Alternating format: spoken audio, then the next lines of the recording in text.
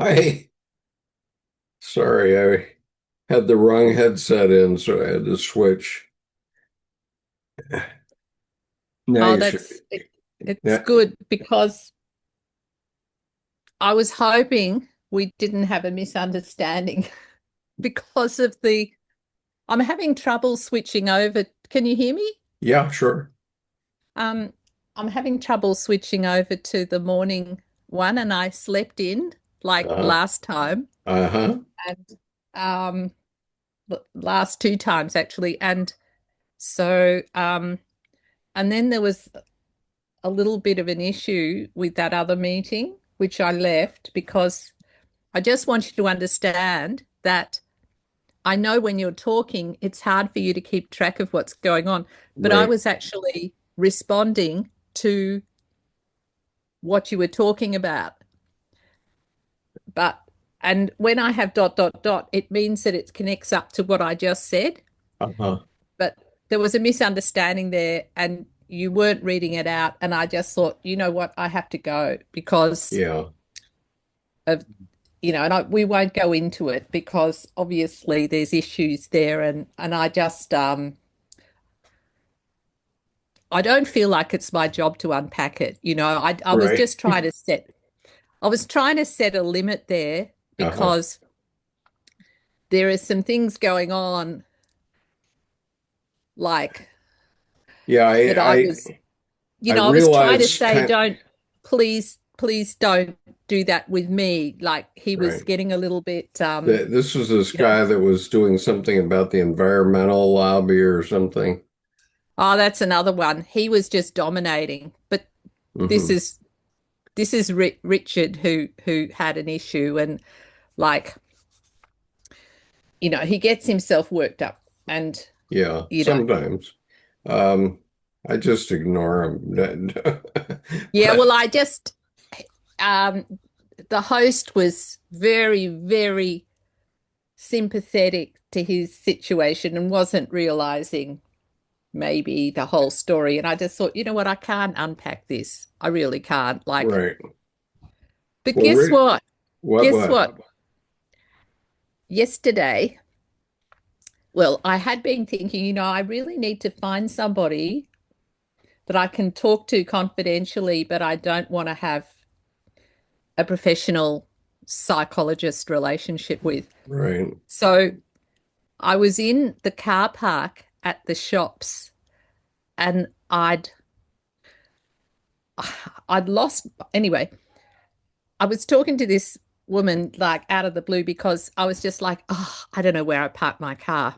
Hmm. And she said, oh, I do that all the time. And I said, yeah, but I just went to pay a bill and I brought the wrong bill. And then I lost my umbrella. And then I went back and found the umbrella. And she said, oh, you've probably got ADHD. Uh-huh. I said, yeah, but there's a bit of a fashion about that. I think it's just called absent-minded professor type syndrome. Right. Anyway, we fell into conversation, and guess what? She's Well, a psychologist, and and she used to work for the military, oh boy. which Australian military, and um, and she's on break, because she got a bit after 9/11 and the whole sort of she's been in recruitment and Right. assessing people, and and then we talked and we just really clicked. Hmm. And later on, I said, "Oh, what's your profession?" Because she said something about her profession. She said psychologist. I thought, oh. And she said, oh, I'm around here a lot, and I'm not because I don't normally go to that shopping center. Uh-huh. So I was packing up. We said our goodbyes. And then I said to her, you know what? Are you in private practice? She said, no. I said, oh, that's a shame because I'm actually looking for somebody I can just trust, that I can talk to who's not going to, because amongst my friends, Yeah. I don't actually trust them not to repeat. And I said, Uh, would you be prepared, because I'm going through some decision making? She said, sure. So we swapped numbers. So how is that? That's great. That sounds ideal. Congratulations. And then I thought, you know what? We'll see how it goes because I don't even know whether she's into Jung, and she may not be. Yeah, yeah. But from the conversation we had, oh, by the way, I got this. Thank Oh, goodness. wonderful, wonderful, wonderful. Thank goodness, because I couldn't find it. You know, they put it on order, and that was Uh, another reason it was difficult. So, yeah, but anyway, she might be a candidate for joining the group as well. I'm just putting it out there. oh, this lady. Yeah, sure. Yeah. Just see how she goes. But the kind of conversation we were having is kind of around this stuff. Right. Well, But she's certainly welcome, and as you know, I'm former military, so I know that's what's just so incredible about it. I was just like, oh, this is really, yeah. it's not 100% synchronistic because she didn't tell me what her rank was. Well, uh, Hello, okay. everybody. Here we are. Sorry Uh, to be blabbing so much. I'll try not to blab so much like last time well, I No, talk a lot. sometimes you have to get things off your chest, and we don't mind. I appreciate that. Thank you very Yeah. much. Um, I so, haven't read this at all, and so well, we're going to I've read it just now. We're going to read it in this class, so you don't have to anyway. read it. Thank you. I'll Yeah. try to shut up this time. Okay. Don't worry. You don't have to shut up. There's no I ah. know, but I've got so much Um, because I'm a bit like a I see dam it, that's Mertz. burst. Mertz has it in Portuguese. Sorry? The Brazilian edition is beautiful. Hmm. Oh, hardback. Yeah, Oh, Yes, cool. I was going to buy the paperback, and by the time that I decided to buy this book, this one was released, and I got it. By look, if I bought it before, I wouldn't get this one. Yeah. I've got to go get my book. I'll be back. Yeah, okay. um, So, hi, I just want everybody. to apologize because my cat is howling. My what? My I can't even hear it. I you don't know. can't hear him. Cannot, no. Your cat? Hey, Yeah. yeah, he's a rescue and he's a Mhm. little bit wild Hmm. still. I would love to hear him, but I can't. Yeah, he's howling in the kitchen. He's got a particular wail Oh, Oh. well, if and he he comes wants to in, be let out so he can, because it's morning here. yeah. And this is the time when the birds come, the native Australian birds come, and I've planted native bushes Hmm. outside. Uh-huh. And this is a prime time for him to hunt them. So it's just in keeping with this. I mean, it's not actually a wolf, but it's the best I can do. Yes. Yeah, well, I just want to say by certain synchronicity here, Mary and Ava both are showing an image that looks like a cactus plant that I tangled with on Saturday. Oh, And No, you're joking. You're joking, Skip. I'm You not can't joking. mean that. Uh, I'm going okay, if you don't, this is not showing my rump, but it does show my lower back. I'm going to show you what happened to me. Does anybody object to seeing my lower back? No, no, that's all right. All right. I don't want to offend anybody. All right. Where is it? I just had it up. Oh, here it is. I'm having chocolate for breakfast. Well, you might not want to eat after you see this. Here you go. This was Oh my God. Oh, yesterday morning. Oh, Oh, I'm so oh, sorry. Skip, that looks so sore. Yeah, I fell backwards. Oh, I fell backwards on our stairs. Fortunately, I fell across the stairs, not down the stairs. And I'm not exactly sure how it happened, but I think that I got tangled up in the soles of my sandals. I was stepping on one sandal sole and not the other. I was turned 90 degrees off the direction of the stair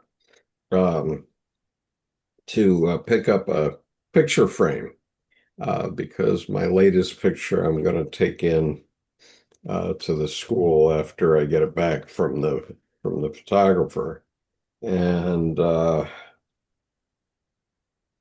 so I was picking up this picture frame, and somehow I got tangled up in my sandal soles and went over backwards, fortunately not down the stairs, and there was a concrete pot um, with a cactus in it. And it doesn't hurt a lot. It itches a little bit.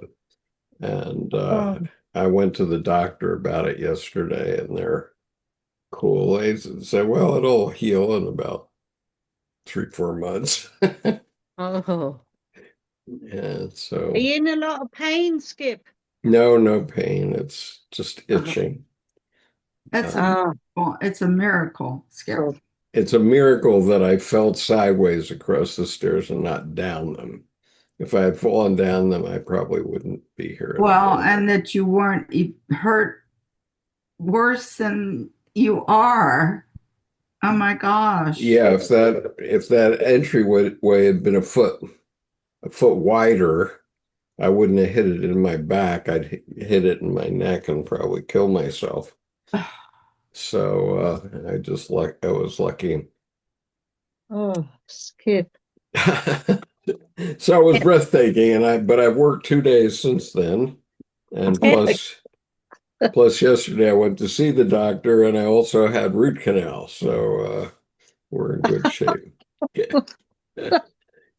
well, you're getting to the foundation of things. Yes, indeed.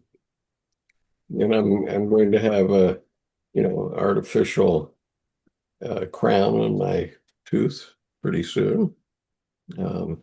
Ah, I have a temporary one now until October 2nd. I'm taking advantage of the Jewish holidays. By the way, if you don't know, if you ever want to say something to a Jew about Rosh Hashanah, you can say Lashana Tova. I learned that on what's Monday. the I guess it means Happy New Year in Yiddish or oh, Hebrew. So Lashana Tova. Okay, we're on the introduction, and we're talking about singing over the bones. And does somebody else want to read? I can begin. Okay. Wildlife and the wild woman are both endangered species. Over time, we have seen the feminine instinctive nature looted, driven back, and overbuilt. For long periods, it has been mismanaged, like the wildlife of the wildlands. For several thousand years, as soon and as often as we turn our backs, it is relegated to the poorest land in the psyche. The spiritual lands of wild women have throughout history been plundered or burnt, dens bulldozed, and natural cycles forced into unnatural rhythms to please others. It's not by accident that the pristine wilderness of our planet disappears as the understanding of our own inner wild natures fades. It is not so difficult to comprehend why. Oh, wait a minute. I don't have my computer glasses. I'm going to do this without glasses, I think.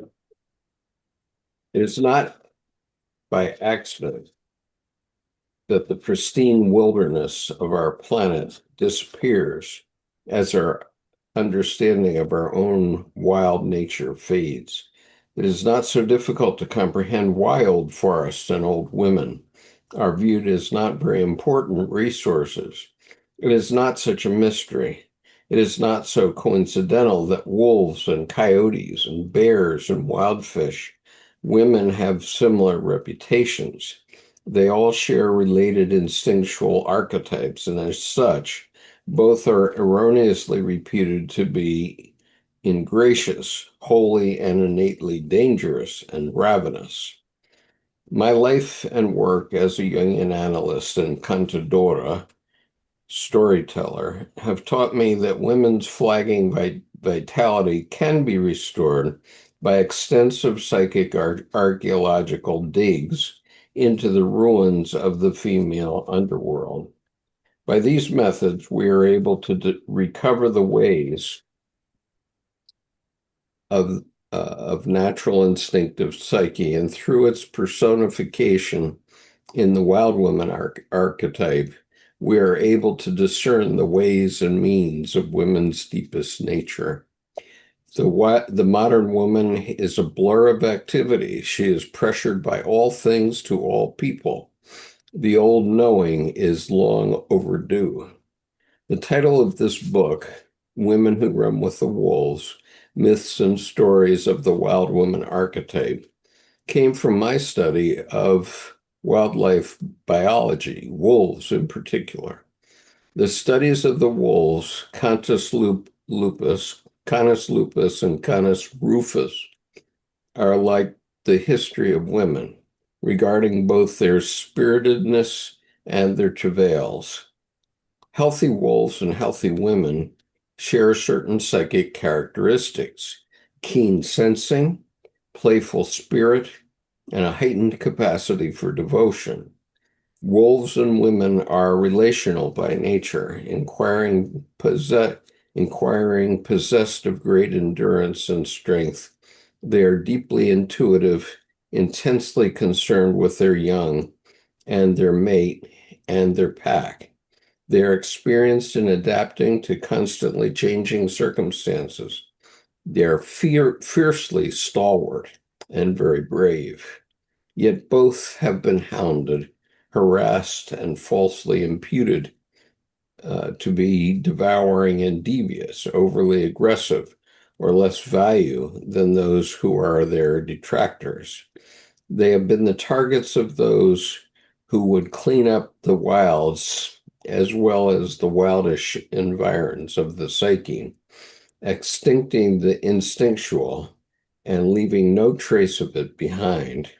The predation of wolves and women by those who misunderstand them is strikingly similar. So that is where the concept of the wild woman archetype first crystallized for me, in the study of wolves. I've studied other creatures as well, such as bear, elephant, and the soul birds, butterflies. The characteristics of each species give abundant hints into what is not knowable about the feminine instinctual psyche. The wild woman passed through my spirit twice, once by my birth to a passionate Mexican-Spanish bloodline, and later through adoption by a family of fiery Hungarians. I was raised up near the Michiana state line. That would be Michigan and Indiana. She calls it Michiana state line, surrounded by woodlands, orchards, and farmland, and near the Great Lakes. There, thunder and lightning were my main nutrition. Cornfields creaked and spoke aloud at night. Far up in the north, wolves came to the clearings in moonlight, prancing and praying. We could all drink from the same streams without fear. Although I did not call her by that name then, my love for wild women began when I was a little child. I was an aesthete rather than an athlete. and my only wish was to be an ecstatic wanderer. Rather than chairs and tables, I preferred the ground, trees, and caves, for in those places I felt I could lean against the cheek of God. The river always called to the visited after dark. The fields needed to be walked in so that they could make their rustle talk. Fires needed to be built in the forest at night, and stories needed to be told outside the hearing of grown-ups. I was lucky to be brought up in nature. There, lightning strikes taught me about sudden death and the evanescence of life. Mice litters showed that death was softened by new life. When I unearthed Indian beads, trilobites from the loam, I understood that humans have been here a long, long time. I learned about the sacred art of self-decoration with monarch butterflies perched atop my head, lightning bugs as my night jewelry, and emerald green frogs as bracelets. A wolf mother killed one of her mortally injured pups. This taught a hard compassion and the necessity of allowing death to come to the dying. The fuzzy caterpillars, which fell from their branches and crawled back up again, taught single-mindedness. Their tickle walking on my arm taught how skin can come alive. Climbing to the tops of trees taught that what sex would someday feel like. My own post-World War II generation grew up in a time when women were infantilized and treated as property. They were kept as fallow gardens, but thankfully there was always wild seed, which arrived on the wind. Though what they wrote was unauthorized, women blazed away anyway. Though what they painted were unrecognized, it fed the soul anyway. Women had to beg for the instruments and the spaces needed for their arts, and if none were forthcoming, they made space in trees, caves, woods, and closets. Dancing was barely tolerated, if at all, so they danced in the forest where no one could see them, or in the basement, or on the way out to empty the trash. Self-decoration caused suspicion. Joyful body or dress increased the danger of being harmed or sexually assaulted. The very clothes on one's shoulders could not be called one's own.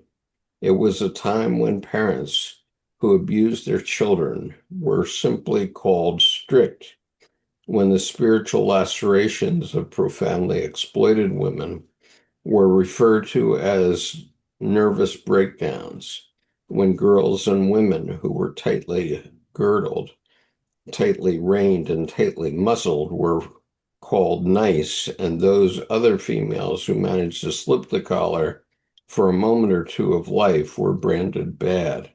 So, like many women before and after me, I lived my life as a disguised creature, like my kith and kin before me.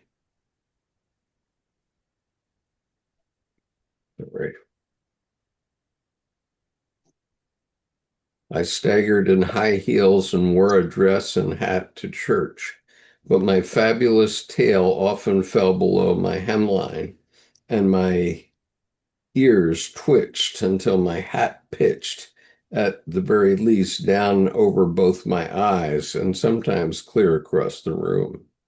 I've not forgotten the song of those dark years, Hambre del Alma, the song of the starved soul, but neither have I forgotten the joyous canto hondo, the deep song, and the words of which come back to us when we do the work of soulful reclamation.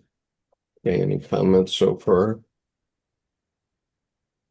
Beautifully written. Oh, yes. Very evocative. It's you can feel it rather than think it, if that makes sense. You Oh, it can smell absolutely it. makes sense. It's very sensory. So Mhm. if it's describing things, you can feel it activating the senses, smells, um, the touch on your skin, rather than thinking about it. Right. And also thinking of lost moments, and yeah, it's Truly. poignant. Very instinctual as Mm. well. Yeah, I would, um, Something we've lost touch with. yeah, the idea of the death of a child also. Um, we have euthanasia in the United States, but we don't admit it. And so I was called upon to select the time of death of both of my parents by medical personnel in the hospital. And the way they do it is they come to you and they say, well, um, your father or mother is in great pain here, and we can ease that pain by giving them morphine. Right. And what if we don't ease the pain? He or she is going to be dead anyway tomorrow or the day after. But if we do ease their pain, they may die tomorrow or in a few hours. And your choice. and and obviously they're telling you what you have to choose uh, because you don't want your parent to suffer any more than necessary. In both cases, they were dying, and my father had all his life specifically asked to die in his sleep. He specifically wanted to die in his sleep, and mentioned it many times. My mother didn't so much. She was a force of nature, but um, in the end,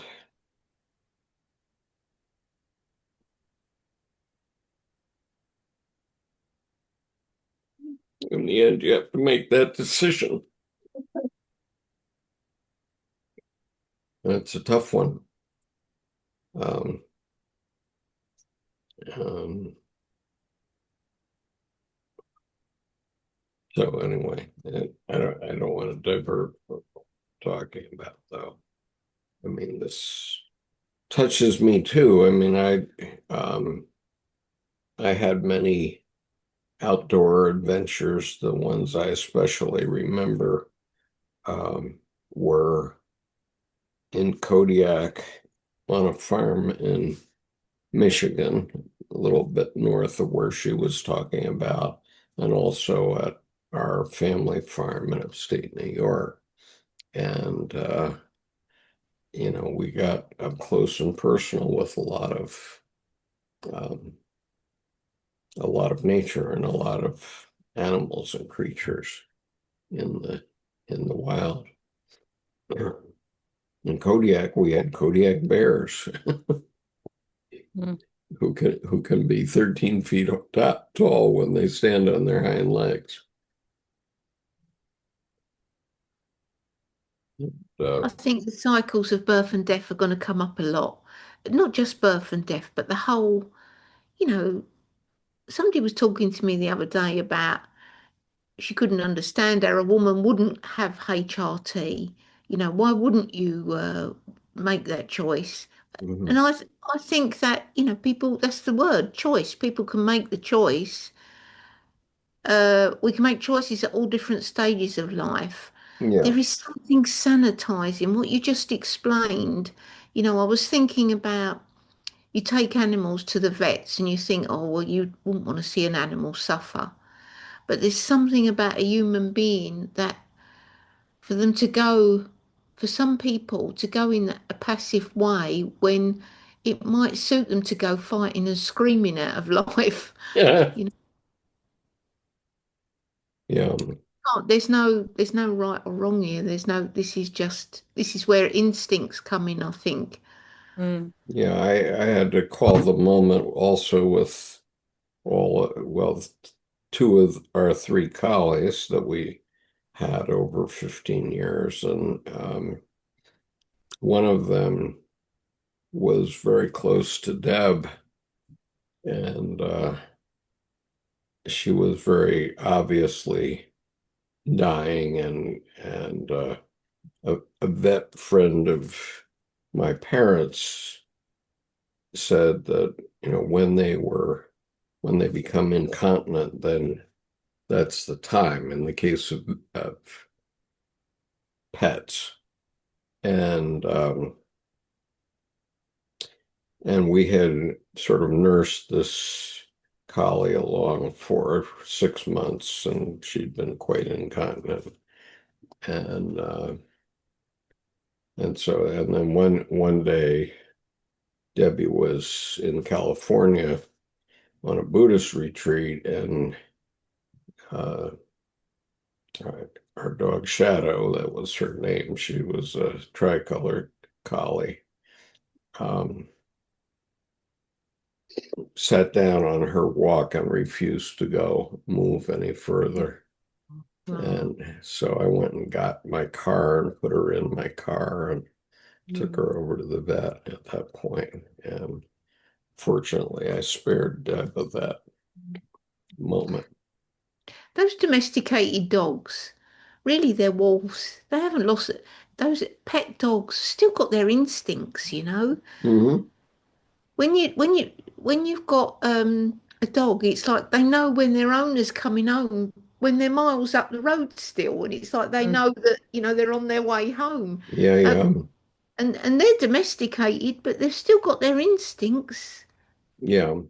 And boy, sometimes I went out on trips to the Middle East for 3, 4 weeks, and when I came back, our two dogs would just mob me. They wouldn't let me get up. Yeah. So I always think of the tarot card of the moon, where you've got the two, Mm. and you've got the wolf on one side, and then the domesticated dog on the other side, and then thinking of that like us human beings. Yes. Okay. Does anybody else want to read at this point? Can I just give you some, Yeah, sorry, go ahead, Penelope. I just want to give you a bit of background behind this book because I did it I had a group on Meetup and I read this book, so it's Hmm. nice to hear it again. Um, this is a bit of writing from Sounds True because she's done some wonderful interviews with Sounds True. Hmm. And this is a pragmatic example. Women Who Run with the Wolves was 20 years in the writing. So it was 20 years, over 20 years she wrote it. She sent it out 42 times before it was finally published. So for Wow. 20, so for 20 years, I wrote and I thought the manuscript was done several times during that time, but I kept adding to it. When it was finally published, it was published by a publisher who had already rejected it twice before. And the other thing was that this book was not published it was first published as audio before it became a book. Uh-huh.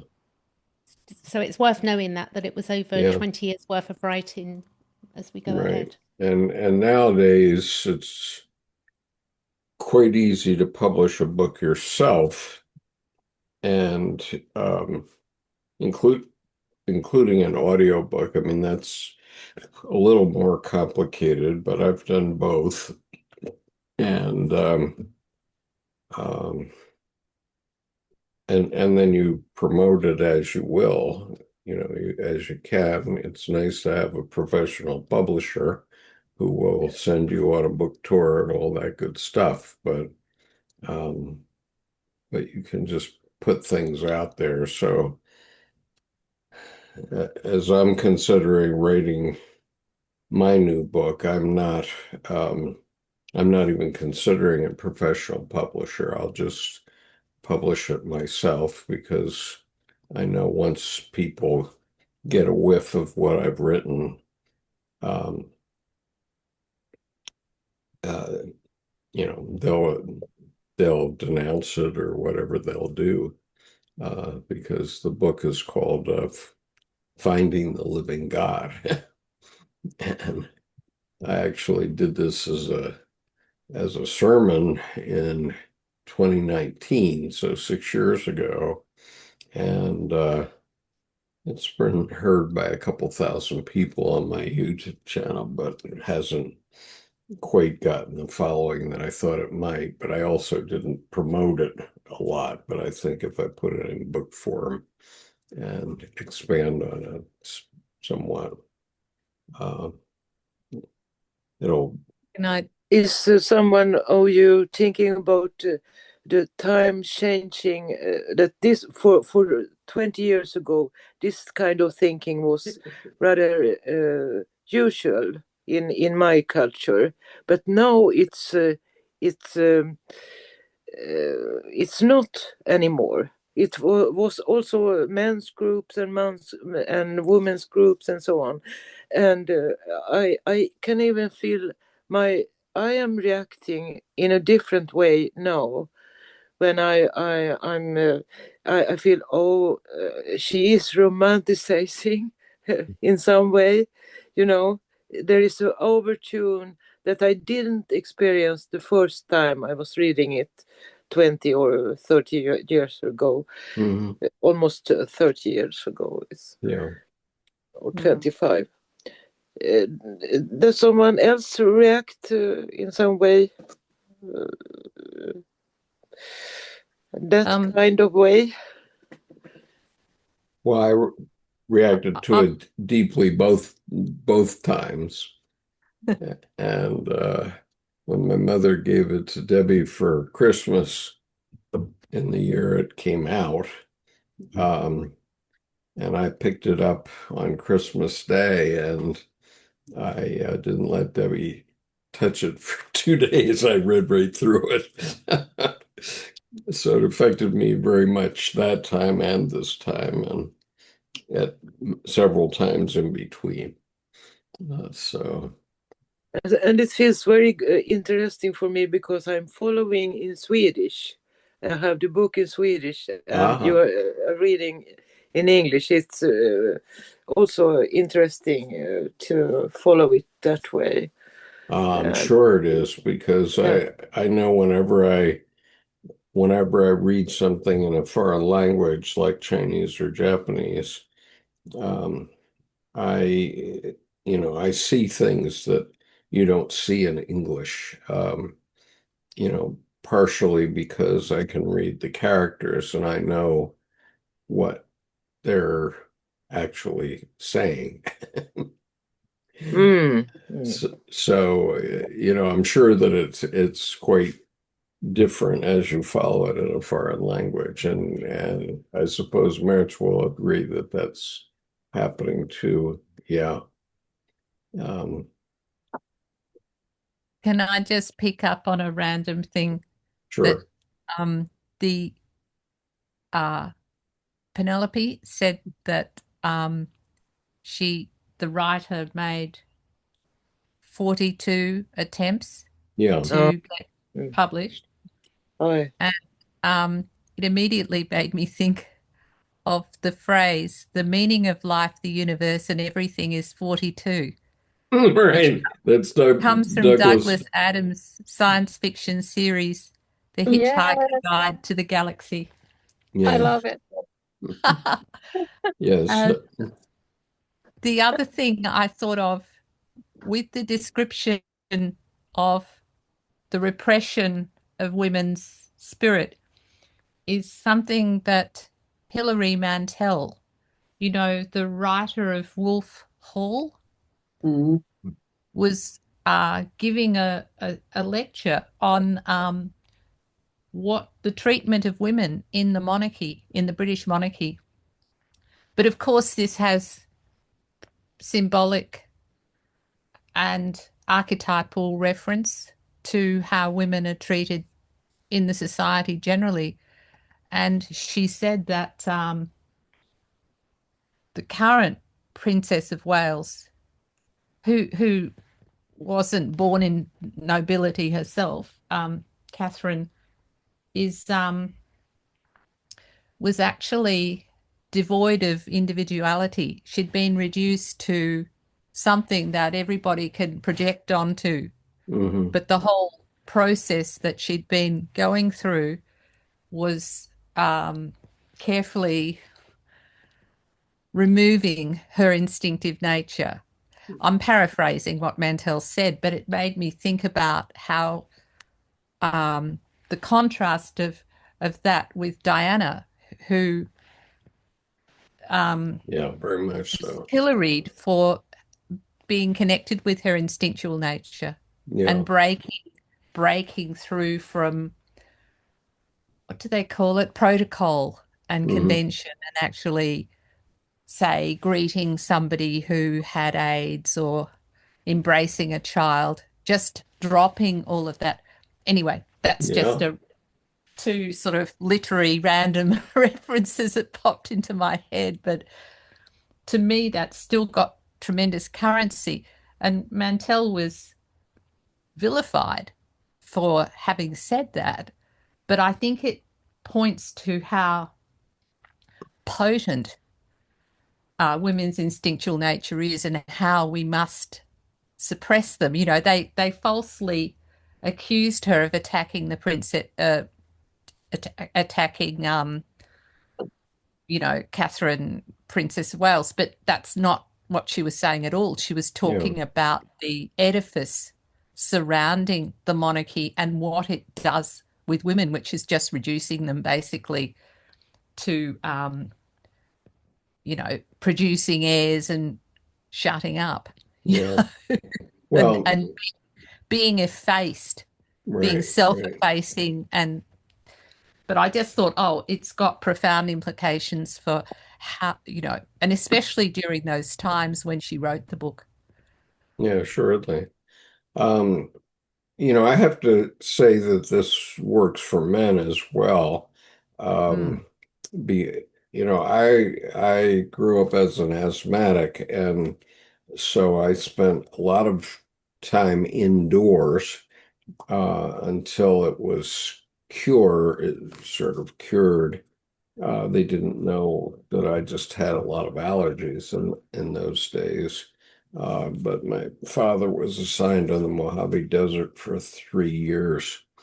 And then we went to Kodiak. And so I was sort of semi-cured, but in Kodiak, I was able to get out and run around in the hills and do a bunch of things. Um, and um, And then, but I still had to stay indoors most of the time and I still do to this day because I'm allergic to everything that's green and grows. But uh, but my father had been a Eagle Boy Scout, an Eagle Scout in the 1930s at the same time as Hitler Youth was very popular. And he was in the Boy Scout band, and because he was in the National Boy Scout band as a snare drummer, he got to go to the Netherlands for the International Boy Scout Jamboree in 1937. So that was all big deal stuff when I was growing up. And so when I got into the Cub Scouts, my mother was a den mother, and my father actually was the leader of the pack when I was younger. But when I got into, I went all the way through Cub Scouting, but then when I got into Boy Scouting, nobody would take you on a hike. Nobody, the men had had a snootful. They had all been in World War II. They just wanted to sit around the campfire and drink. And so I never got past tenderfoot in the Boy Scouts. And but then when I joined the Marines, we were doing some stuff in the field even when I was an officer candidate. And I remember sitting on the side of a hill with my bunkmate of the time and watching a lot of activity down below us. And I said, this is everything I had hoped that the Boy Scouts would be. You know, the stuff we got to do in the Marines was pretty much what I thought the Boy Scouts should be, right? And so, I did connect with the outdoors, and then I got into sailing, and that was a much better activity for me because there's not a lot of pollen out on a lake, and so I enjoyed that much better over my lifetime. But to this day, though, when I go outside, I feel joyful. Okay, even though I'm sort of bound to be inside. I'm an inside guy and have to stay inside in order to protect myself from all these allergens. Um, to this day, when I just by walking outside, I feel joyful. I really notice it. So, May I share something? yes, please? ma'am. Yeah, being out in nature, I think is like a numinous thing and beauty and so forth. But I want to share, when I was a little girl, I had an encounter with a wolf.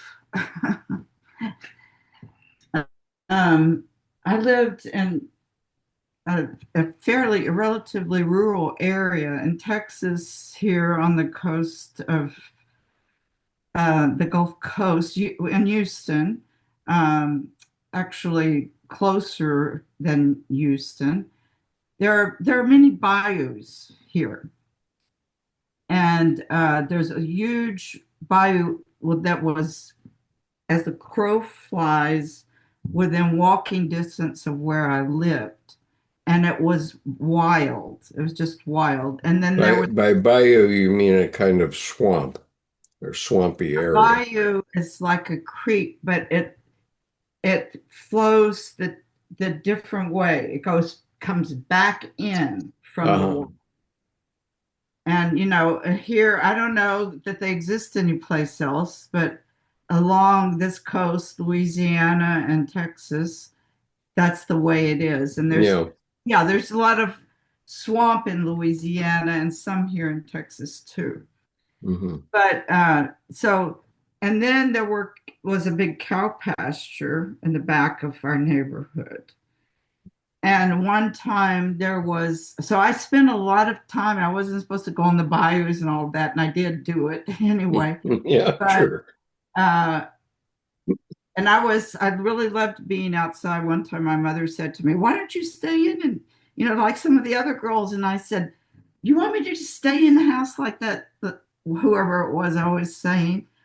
But anyway, that wasn't that. I'm sorry, I'm just diverging a little bit just to show you that nature has always been really big in my life. My father was a big sports fisherman. I spent a lot of time shrimping with him and floundering with him and everything. But this one summer, there was a drought.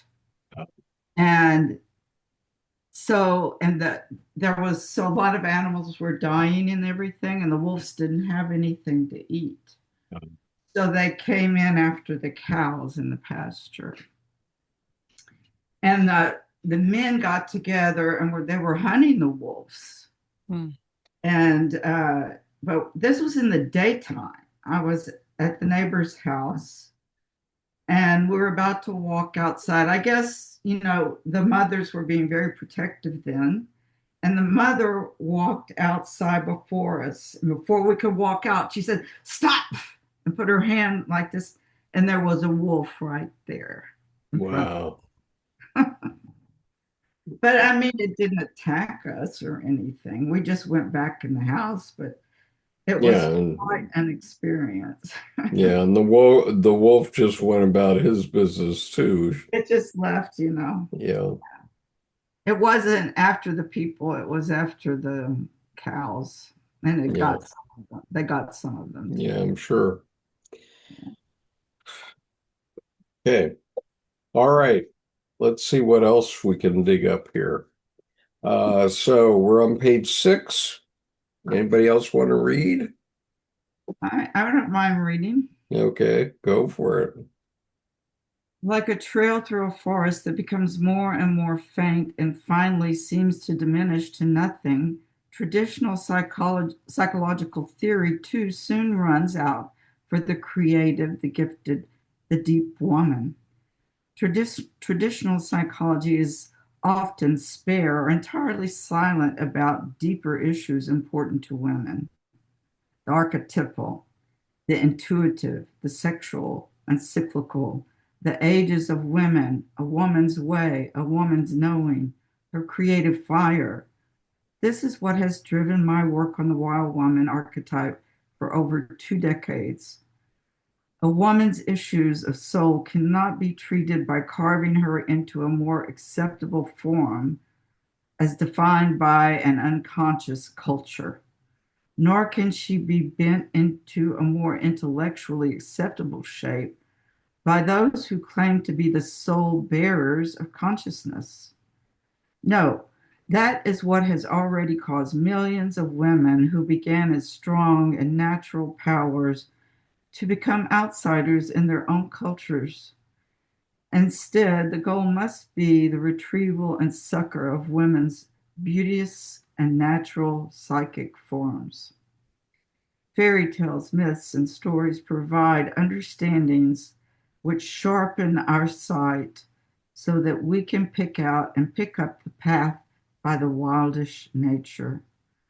The instruction found in story reassures us that the path has not run out, but still leads women deeper and more deeply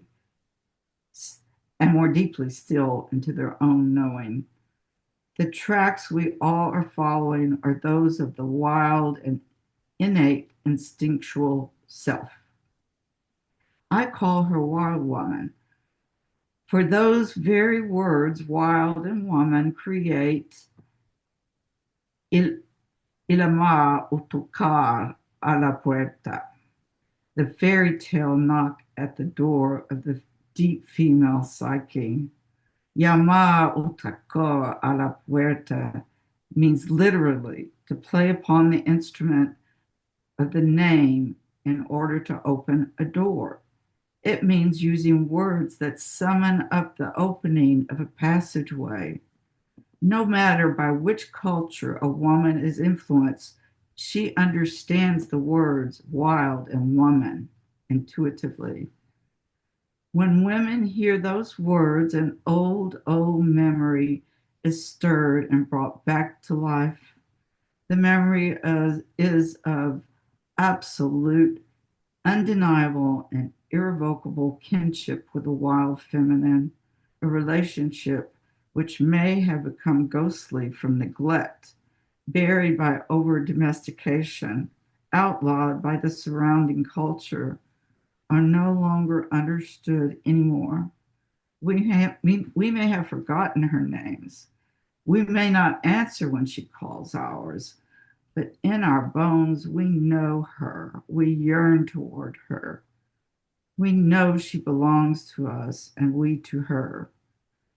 It is into this fundamental, elemental, and essential relationship that we were born, and that in our essence, we are also derived from the wild woman archetype. She's the alpha matrilineal being.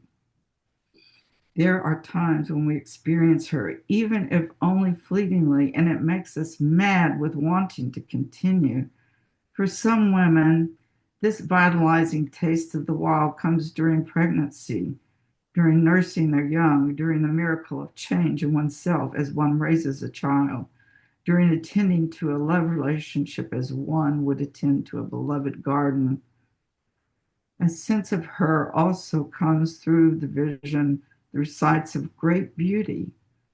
I have felt her when I see what we call the woodlands, a Jesus God sunset. I have felt her move in me, seeing the fishermen come up from the lake at dusk with lanterns lit, and also from seeing my newborn baby's toes all lined up like a row of sweet corn. We see her where we see her, which is everywhere. She comes to us through sound as well, through music, which vibrates the sternum, excites the heart. It comes through the drum, the whistle, the call, and the cry. It comes through the written and the spoken word. Sometimes a word, a sentence, or a poem or a story is so resonant, so right, it calls us to remember, at least for an instant, what substance we are really made from, and where is our true home.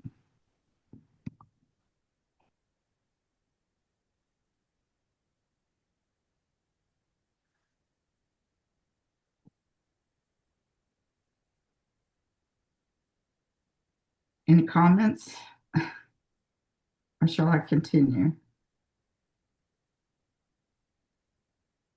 Continue. Okay. These transient tastes. I lost a place where I couldn't follow in the Okay. Swedish book. Could you repeat something? I'm so lost in the text right now. Okay, where can you see? Where should I start from? Where did you get lost? Do you know? Yes, I didn't hold the book when you started, so I was lost from the beginning. But I don't know what to do. Okay, I might be just shy. I'll count the paragraphs from where I started. Yes, can you Hambre del Alma? Hambre del Alma. Did you read about the Hambre del Alma Let me Canto see. Honda? Yeah. What do you know where that's at? Does anybody? Yeah, that's at the end of page 6. Yeah. Page We 6 all in have yours. different. I think we all have different Got different page pages. numbers. Yeah. Okay. So the Ambra del Alhambra is 2 pages back from where you are now in my edition. But I think I've got a small type, so that could be 4 Do you pages. see? Do you see where it talks about the music? Can you see the music? Like Ava, she comes to us through sound. That starts a new paragraph. She comes to us with a sound. Through sound. True sound. So that's Oh. 2, 3, 4, 5, 6, 7. That's the 8th paragraph from where we started from. There's a where we started from. There's a space, and it begins. It's a space, a big space between the paragraphs. That's about page 4, approximately page 4. In your book, okay. Yes. It's like a trail through a forest. You see that? I'm sorry. I'm lost. I have to just. Okay, Ava. Oh, were you? That's where we started. The Hombre del Alma. We started at the next paragraph. Oh. It's still Like a trail. early on in the introduction. So if you just look for a long space and look for the words like a trail, Like a trail, like a trail. that's where the paragraph starts. Uh-huh.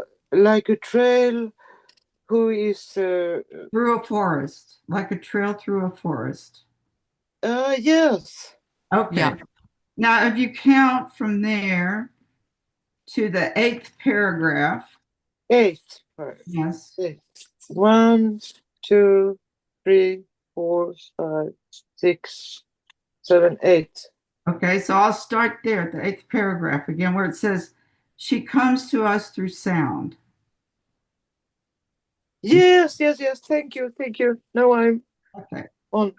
so that's just one paragraph from where I stopped, so I'll start there. Mm. She comes to us through sound as well as through music, which vibrates the sternum, excites the heart. It comes through the drum, the whistle, the call, and the cry. It comes through the written and the spoken word. Sometimes a word, a sentence, or a poem, or a story is so resonant, so right, it causes us to remember, at least for an instant, what substance we are really made from and where is our true home. These transient tastes of the wild come during the mystique of inspiration. Ah, there it is. Oh, now it is gone. The longing for her comes when one happens across someone who has secured the wildest relationship. The longing comes when one realizes one has given scant time to the mystic cook fire or the dream time, too little time to one's own creative life, one's life work, or one's true loves. Yet it is these fleeting tastes which come both through beauty as well as loss. The cause is to become so bereft, so agitated, so longing that we eventually must pursue the wildish nature. Then we leap into the forest or into the desert or into the snow and run hard, our eyes scanning the ground, our bearings sharply tuned, searching under, searching over, searching for a clue, a remnant, a sign that she still lives, that we have not lost our chance. And when we pick up her trail, it is typical of a woman to ride hard to catch up, to clear off the desk, clear off the relationship, clear out one's mind, turn to a new page, insist on a break, break the rules, stop the world, for we are not going on without her any longer. Once women have lost her and then found her again, they will contend to keep her for good. Once they have regained her, they will fight and fight hard to keep her. For with her, their creative lives blossom, their relationships gain meaning and depth and health. Their cycles of sexuality, creativity, work, and play are reestablished. They are no longer marks for the predations of others. They are entitled equally under the laws of nature to grow and to thrive. Now their end of the day fatigue comes from satisfying work and endeavors, not from being shut up in too small a mindset, job, or relationship. They know instinctively when things must die and when things must live. They know how to walk away. They know how to stay. When women, shall I stop? Anyone have comments? I've got one brief one. I used to go to a jazz club before COVID, and there was a sort of group of women there who had a hierarchy. You know how people generally form hierarchies. I mean, there's an alpha woman and an alpha male. Yeah.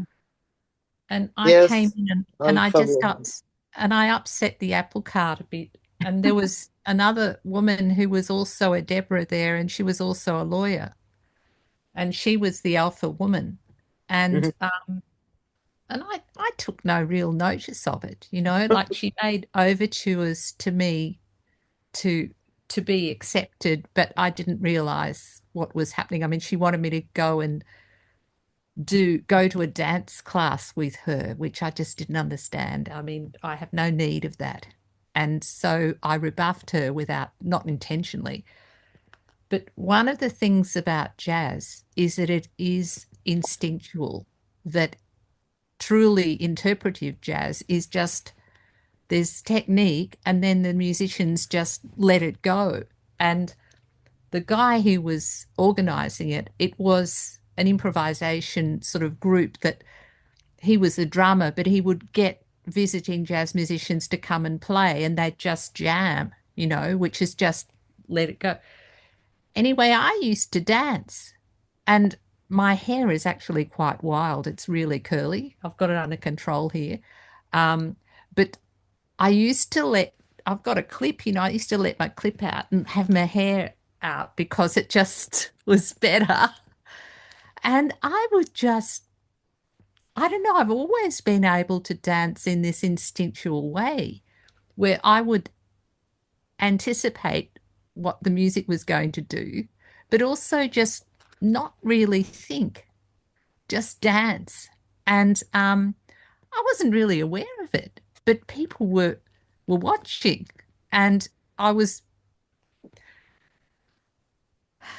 it was a bit of a phenomenon you know, that these women who represented a much more controlled way were highly offended. And I mean, the blokes loved it, you know, and the musicians loved it.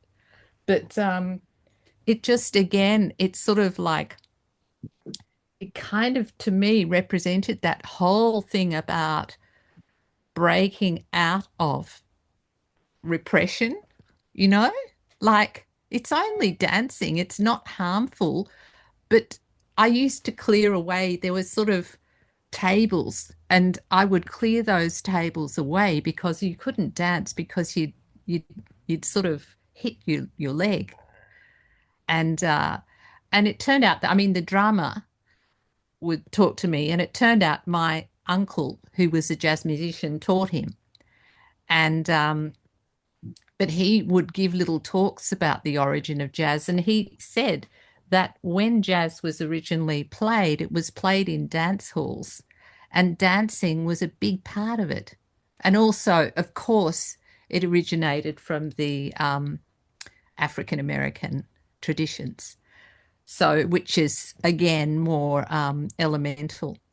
But it struck me. I mean, I was really hated by these women, and I had no idea. But it was sort of a bit of a mirror thing too.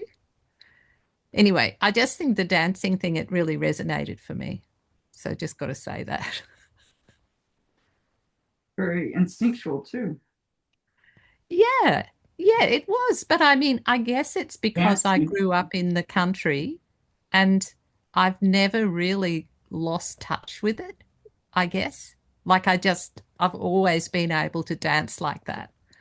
And really keeping to the rhythm, of course, because I mean the drummer was happy, you know, like it, and the mood would just change.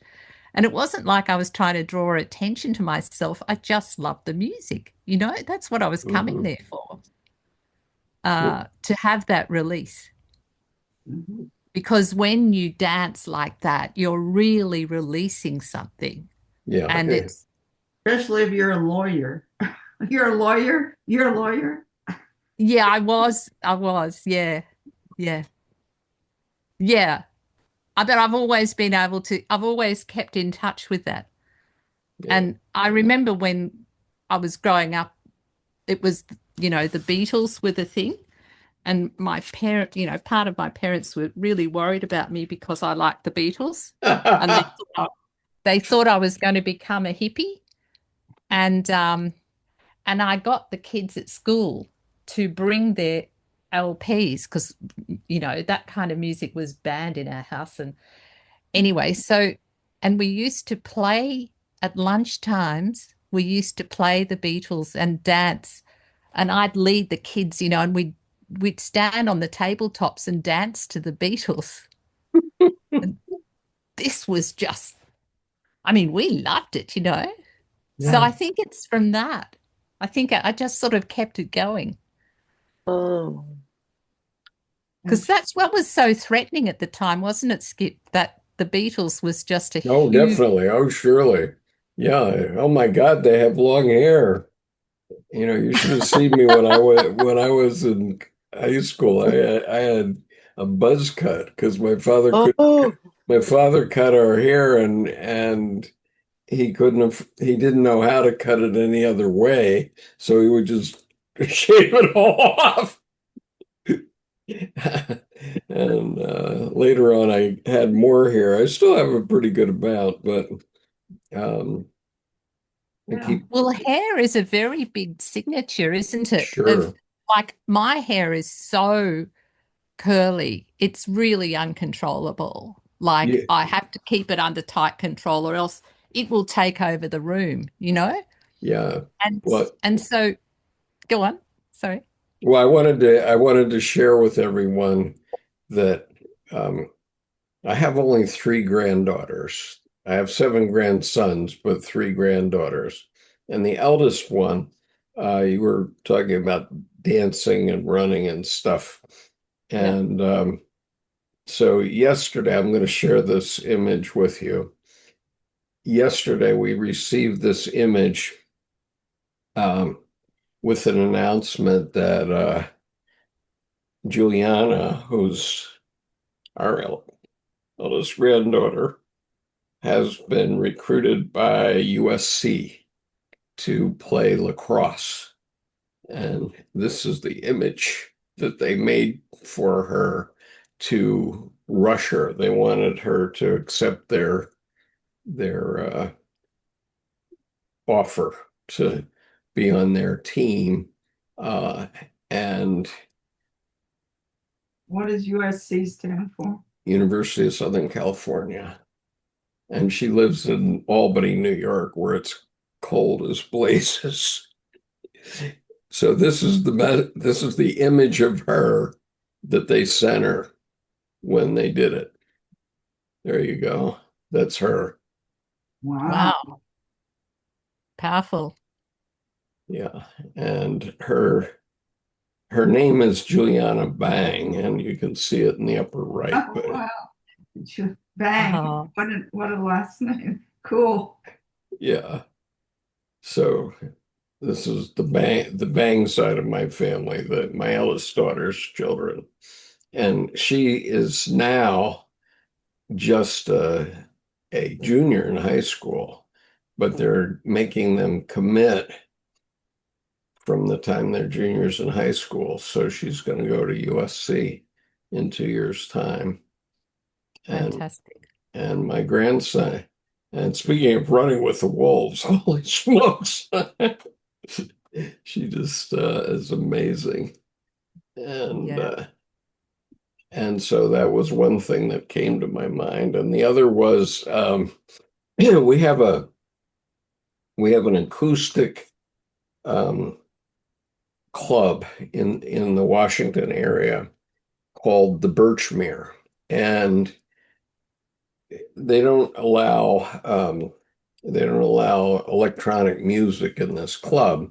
It used to be in an old car dealership, but then they've now put it into this big Grand Ole Opry type place. But back in the old days when it was still in this very close old car dealership, uh, usually what you would do is you would go and you'd buy a greasy hamburger or a hot dog, and you'd wait for the event, and then you'd sit and listen to it, whatever it was. Okay. But on this one night, these musicians from Louisiana came, and they were going to play Zydeco. They came to play Zydeco, and they started to play Zydeco, and everybody's sitting there in our seats. Nobody moved. And they got about halfway into the first piece, and they said, wait a minute. we can't play unless you people dance, because Yeah. that's how it works. And so please move all the tables to the side. You have to dance to our music, or we can't do it. We can't even do it. And so this very staid Washington audience that happens to like acoustic music, banjo and guitar, uh, suddenly was dancing the Zydeco. And so you know what I mean, Diane, right? Of course. Another, form of music with Black roots. I mean, and primal, all that stuff's very primal, Yeah, surely. Surely. Okay, let's read on then. We are at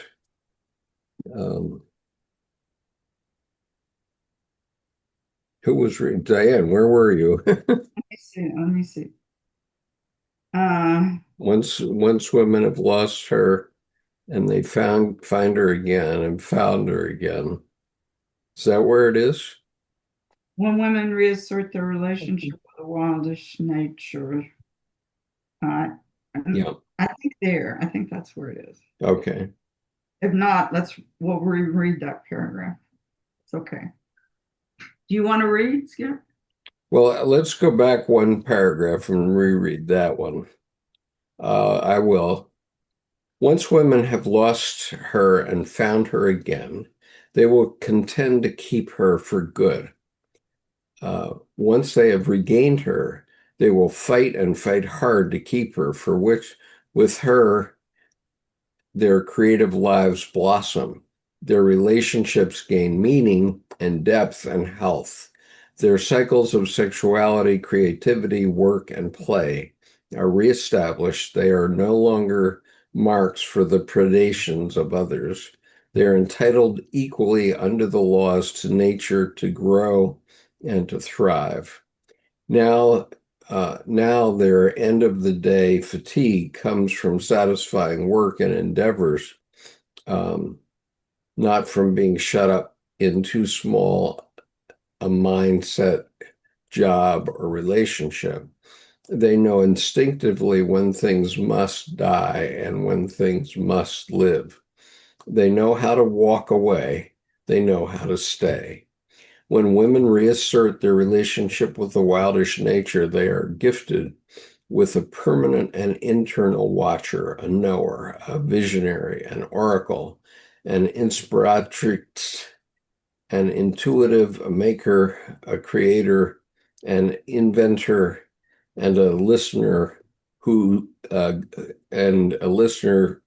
guide, suggest, and urge vibrant life in the inner and outer worlds. When women are with the wild woman, the fact that relationship glows through them, this wild teacher, wild mother, wild mentor supports their inner and outer lives, no matter what. So the word wild here is not used in its modern pejorative sense, meaning out of control, but in an original sense, which means to live a natural life, one in which the creature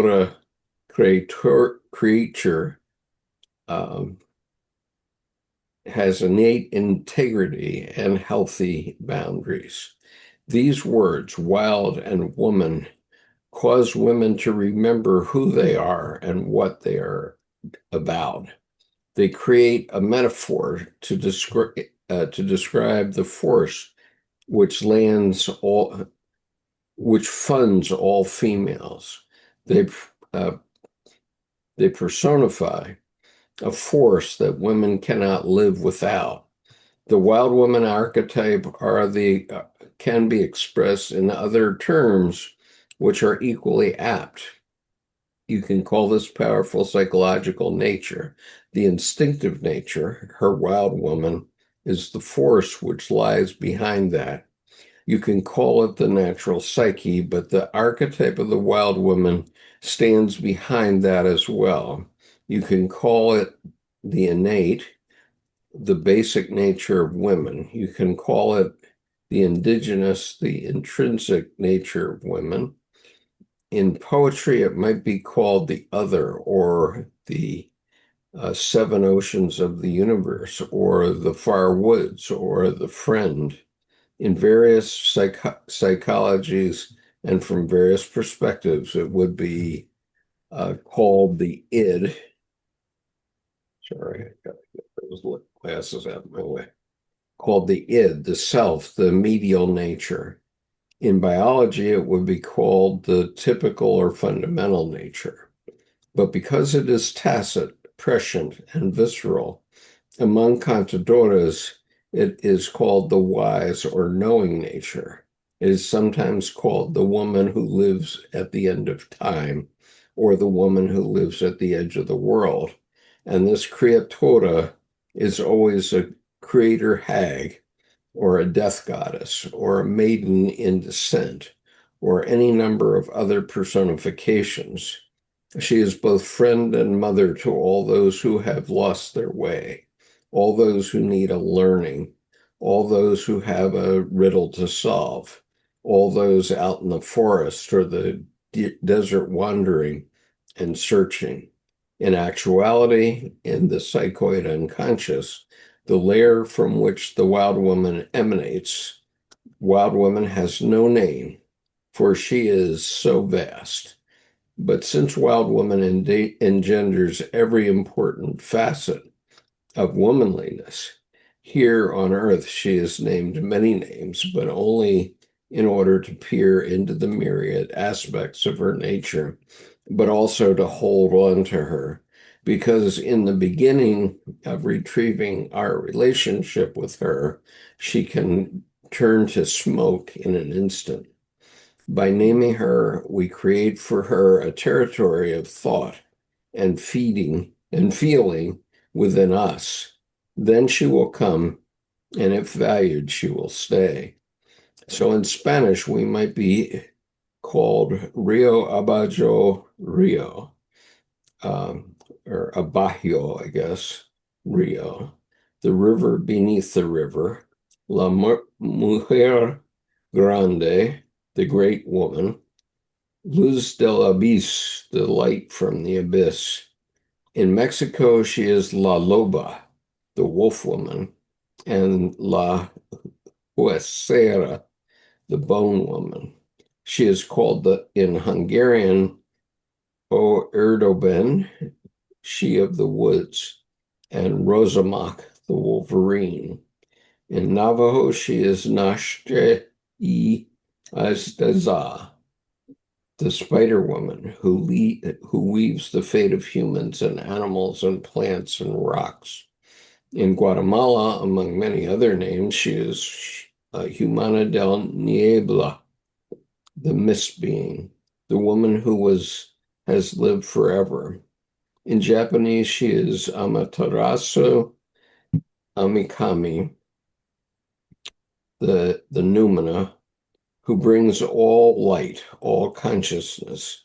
In Tibet, she is called Daikini, the dancing force which has clear seeing within women. And it goes on and she goes on. The comprehension of the wild woman nature is not a religion, but a practice. It is a psychology in the truest sense. Psyche, soul, ology, or logos, a knowing of the soul. Without her, women are without ears to hear her soul talk or to register the chiming of their own inner rhythms. Without her, a woman's eyes are closed by some shadowy hand, and large parts of their days are spent in a semi-paralyzing ennui or else wishful thinking. Without her, women lose the sureness of their soul footing. Without her, they forget why they're here. They hold on when they would best hold out. Without her, they take too much or too little or nothing at all. Without her, they are silent when they are, in fact, on fire. The wild woman is their regulator. She is their heart, the same as a human heart regulates the physical body. When we lose touch with the instinctive psyche, we lose in a semi-destroyed state. We live in a semi-destroyed state, and images and powers that are natural to the feminine are not allowed full development. When a woman is cut away from her basic source, she is sanitized, and her instincts and natural life cycles are lost, subsumed by the culture or by the intellect or the ego, one's own or those belonging to others. Wild woman is the health of all women. Without her, women's psychology makes no sense. This wilder woman is the prototypical woman. No matter what culture, no matter what era, no matter what polite, she does not change. Her cycles change, her symbolic representations change, but in essence, she does not change. She is what she is, and she is whole. She canalizes through women. If they are suppressed, she struggles upward. If women are free, she is free. Fortunately, no matter how many times she is pushed down, she bounds up again. No matter how many times she is forbidden, quelled, cut back, diluted, tortured, touted as unsafe, dangerous, mad, or other derogations, she emanates upward in women, so that even the most quiet, even the most restrained woman keeps a secret place for wild woman. Even the most repressed woman has a secret life, with secret thoughts and secret feelings which are lush and wild. That is natural.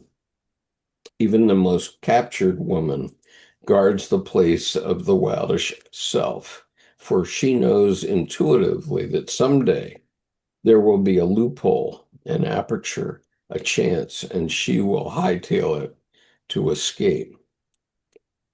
Some reactions, maybe some reactions after this. This is I am reacting. Text. Okay, I can stop Who for is able to react so openly? You, Ava. No, no, Diane. Well, I know my mother No. did. Diane is maybe. No, Ava, you're reacting. No, it's you, Diane. You are projecting the courage on me right now. It's you who is the force to react and have the courage to change. I'm reacting. She is romanticizing. It was the first woman wave, and we are so good, and we are able to free ourselves. And I'm ambiguous, of course. I can feel my own ambiguity. Let's say so. Really. You feel ambiguous? Yes, I am. And you are not. or Okay, so what's the ambiguity? yes, I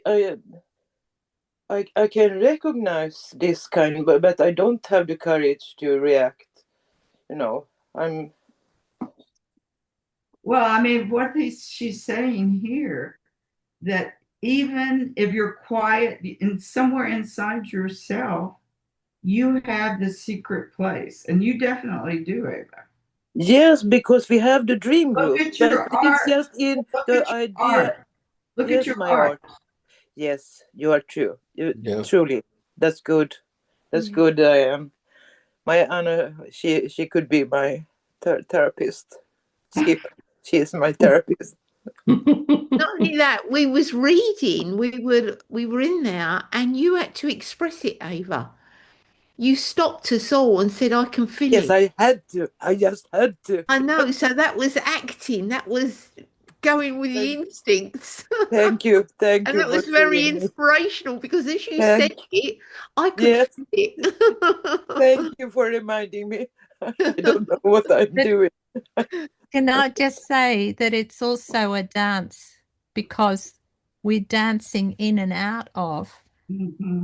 what's Mm. known as civilization. I Yeah. mean, it's like, I think, I mean, I sense Eva's ambiguity about it in that it's not saying we have to go completely wild, and the complete wildness is also potentially dangerous, Mm. for Mm. and I Yes. think Yeah. culturally that's the thing about I don't think she said that yet. I, whose story was it about?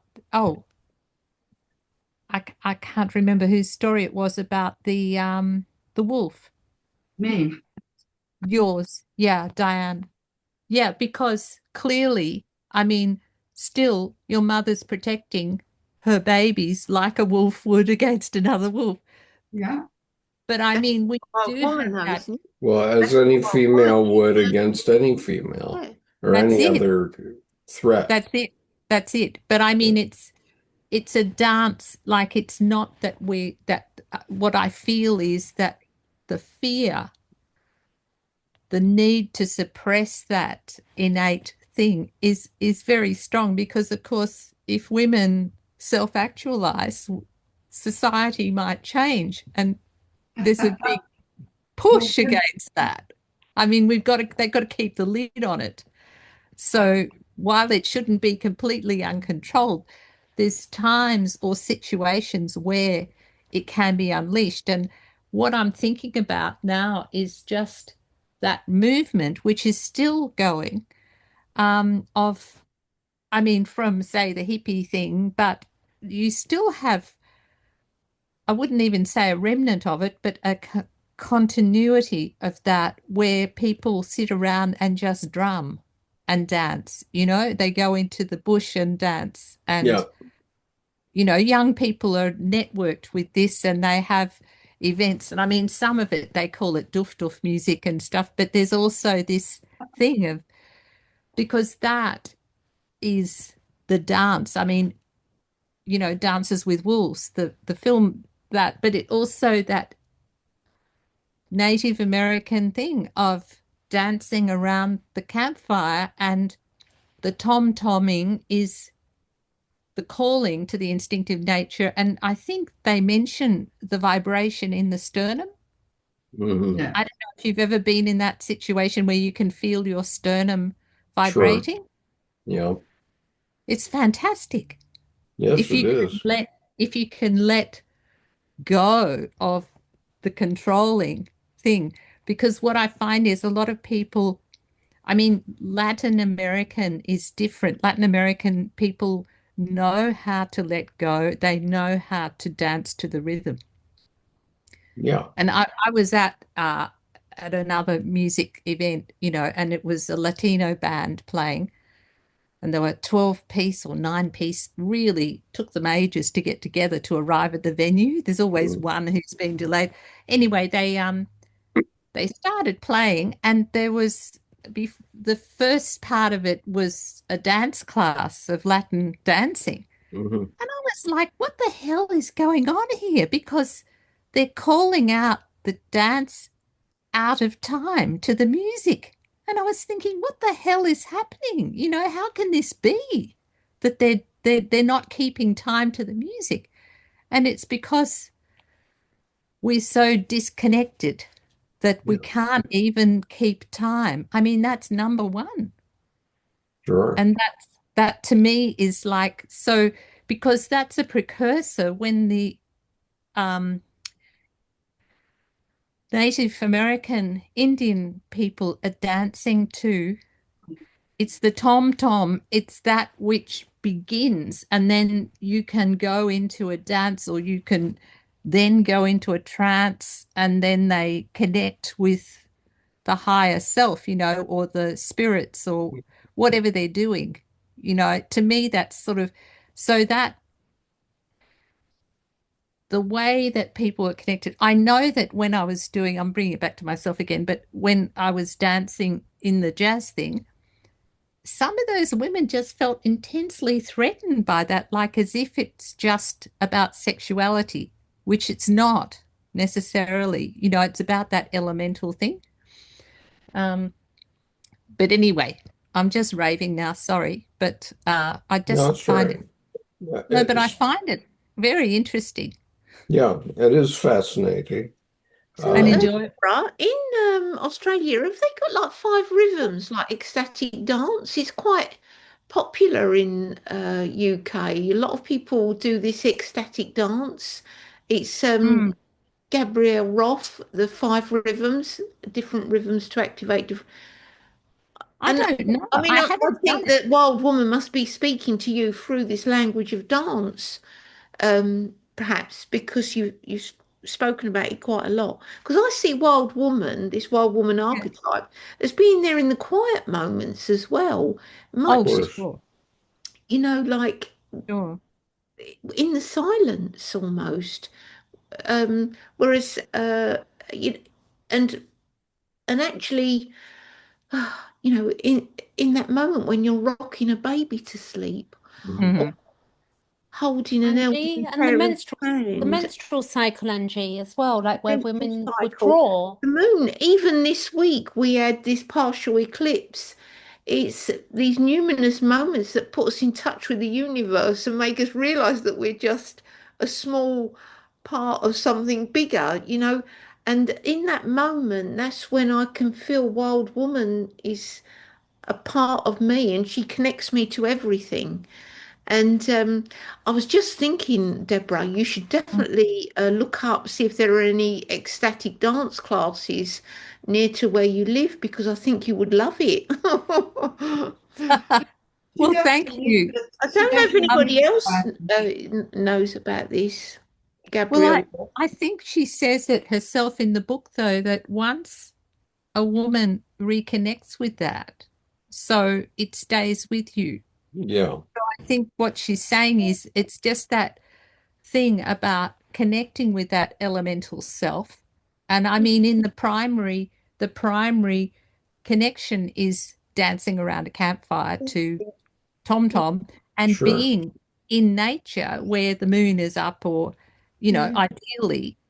yeah, But I think once you've got it, you've also got it for those quieter moments, as you're yeah, saying. yeah. I feel like I've lost it at times and then regained it and then lost it again and then regained it. That connection. I don't know if Hmm. anybody else can relate to that. Absolutely. Um, I think that that's what Ava was talking about Yeah. earlier too. Yes. I think That, that um, in different stages in your life, and it's hard in the culture. It's hard in my culture to just stay connected with it, and that's where the ambivalence comes from. I think because Yes. Yes. Yeah. so And I I think also certainly this, I go on. certainly feel like I need to reread this book. Yeah, yeah, yeah, yeah, absolutely.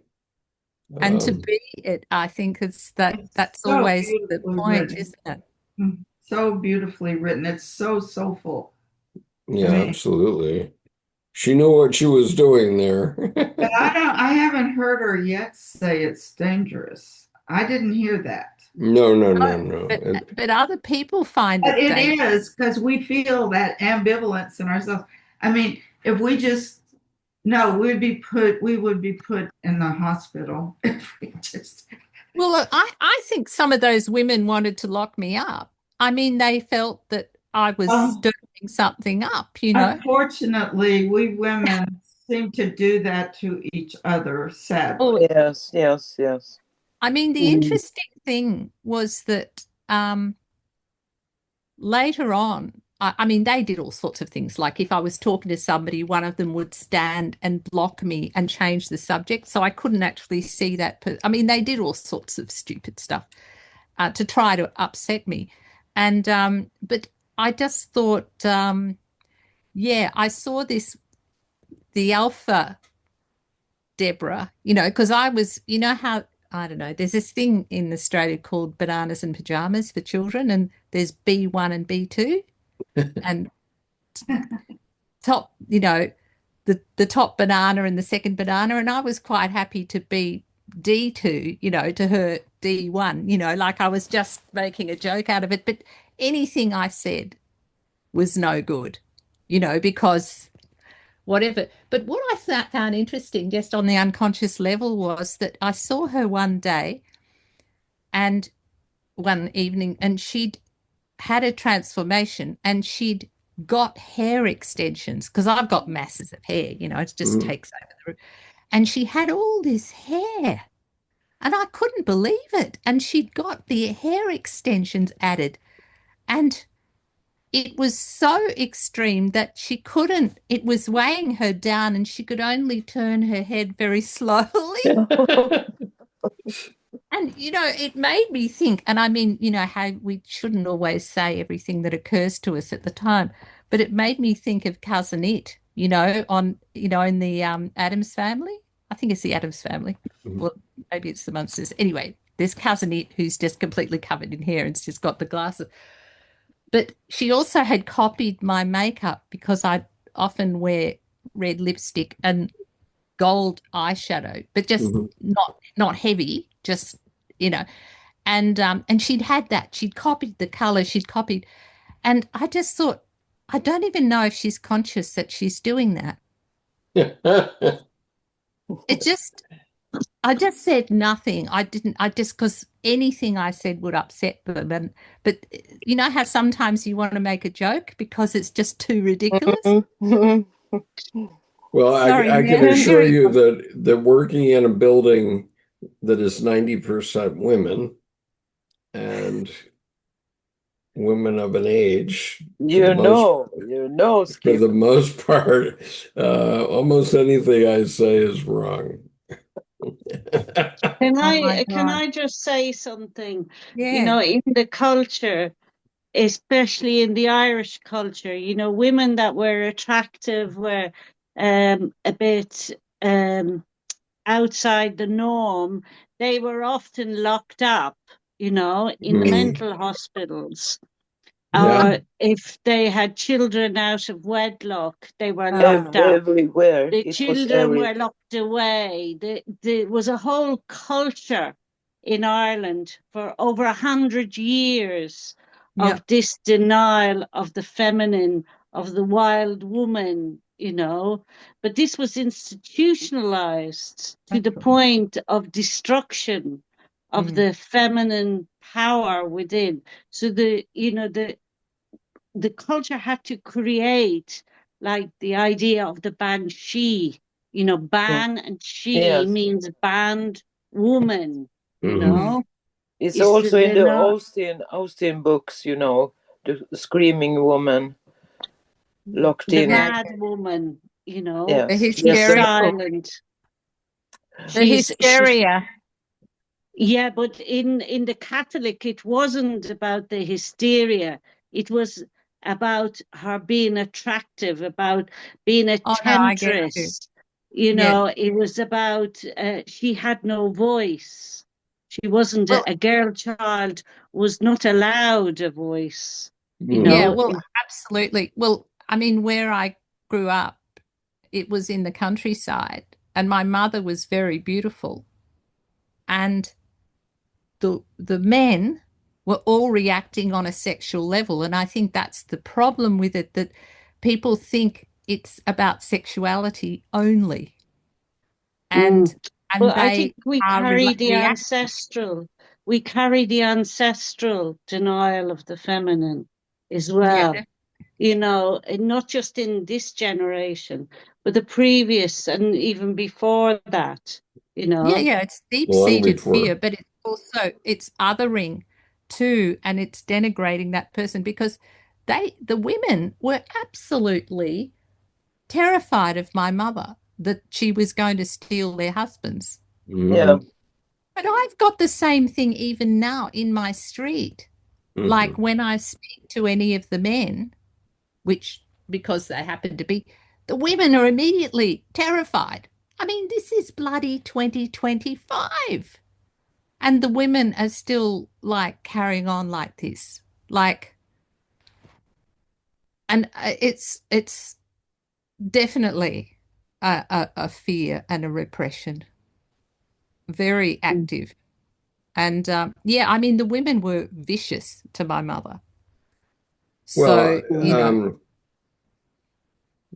But I yeah, think if a woman has a voice or she starts to express the wild woman in any culture, she's yeah, othered, isn't she? yeah, absolutely. She's silenced. She's mad. She's, she's a troublemaker. She's, Well, the hierarchies that are there, I mean, there was one woman and she was the alpha, the D1. And I just stumbled in across this, and I don't give a flying fuck about what their hierarchies are. I don't care to learn what the rules are, but there are so many unwritten, unspoken rules, and how women are just meant to sense, and we're as a culture, we're supposed to be highly sensitized, not only how to please men, but all and to help men get what they want and do it, but also to exclude and denigrate, because people feel closer if they have an enemy. And so those women who are the others are performing an important function because they're a threat, and therefore the group feels closer. And, nothing better than having something to gossip about. Did you see how she carried on last week? What was she doing, dancing on the top of the table or whatever it was? Right. Nothing makes them happier, because what else are they going to, they don't want to look at themselves. That's terrifying. I find that quite. I'm not really sure where that's going. Women do keep that normative behaviour going. Like in East London, where I live, Yeah. we have to really watch during the holidays, because girls will be taken abroad, or they're being. A lot of girls are being subjected to genital mutilation, for example. yeah. High Yeah. numbers of them in London, Yeah. and it's the women that actually keep this going. And the reason why they do that is because they think that they're doing it because they love their daughter, because they feel they won't have a normal life, they won't get a partner.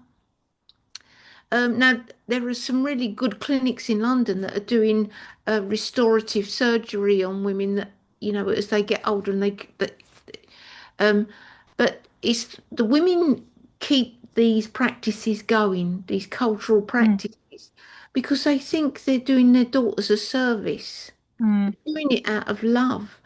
So, um, it's really complex. It These is. complex processes.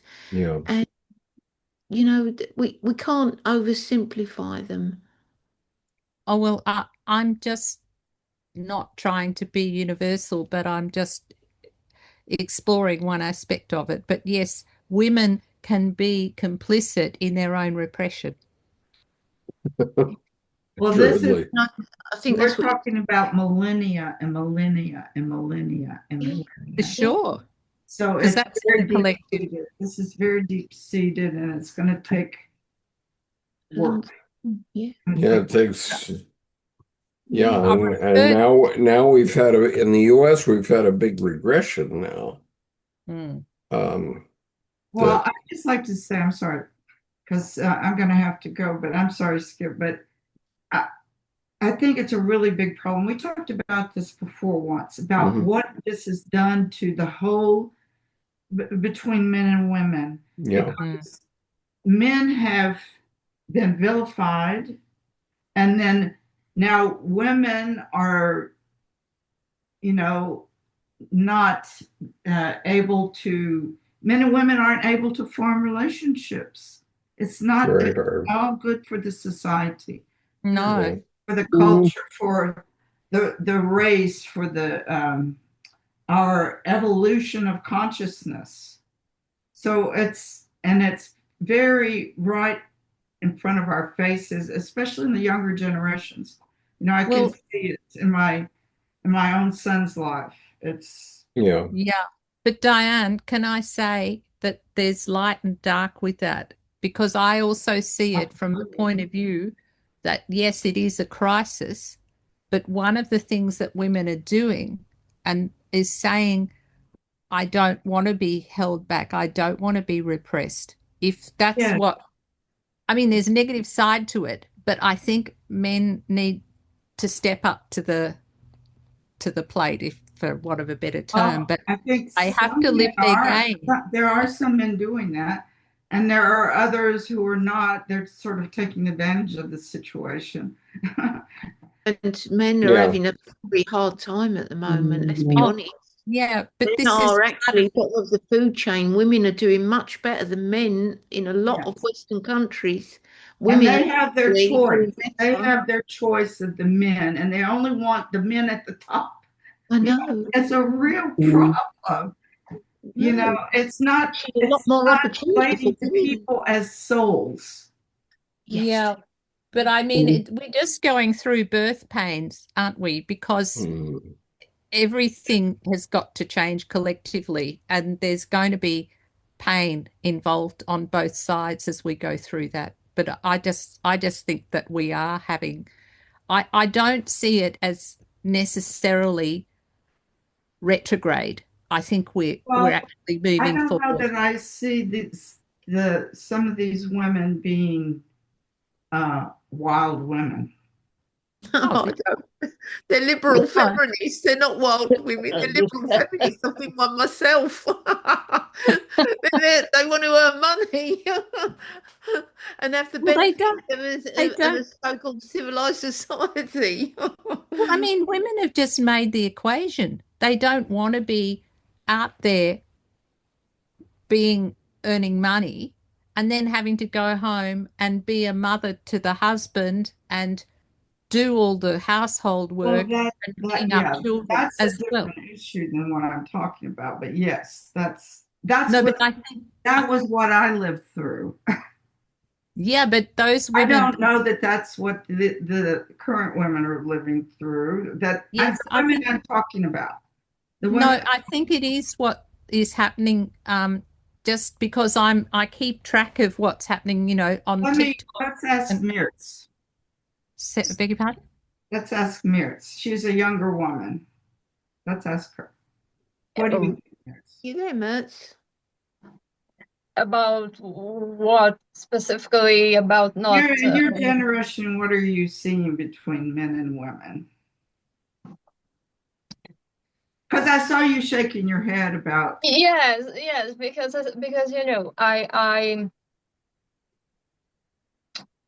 this reading has been really good to me because I have my female neurodivergent brain, and I am the daughter. I have two older sisters, and they both got married when they were 17. And I have always been a little bit different from them. I know I am very different from them, but in the perspectives of my parents, they worried about me because I didn't seem to fit into what women from my environment, I don't know, context, Culture? seem to be interested in and aspire. When I was 17, I came to this town to study. Mhm. I never came back to my hometown. And I don't want to get married. I don't want a relationship. I am a straight woman. And I don't want to have a relationship with a man, and I don't want to have kids, and I am very okay with it. Yeah. And through the years, my parents learned to see that, well, maybe she has something, maybe she's wise in deciding for that, and I don't know. I think I lost the about men and women. I think that life were always so difficult for us through the ages.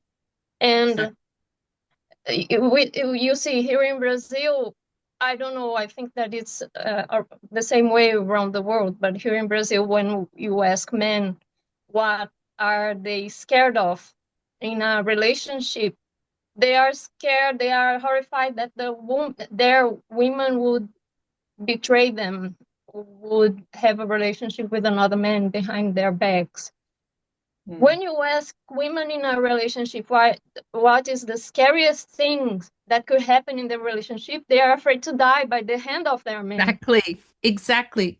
That's our reality. Men are afraid women will laugh at them or betray Yes, them. It's a similar thing.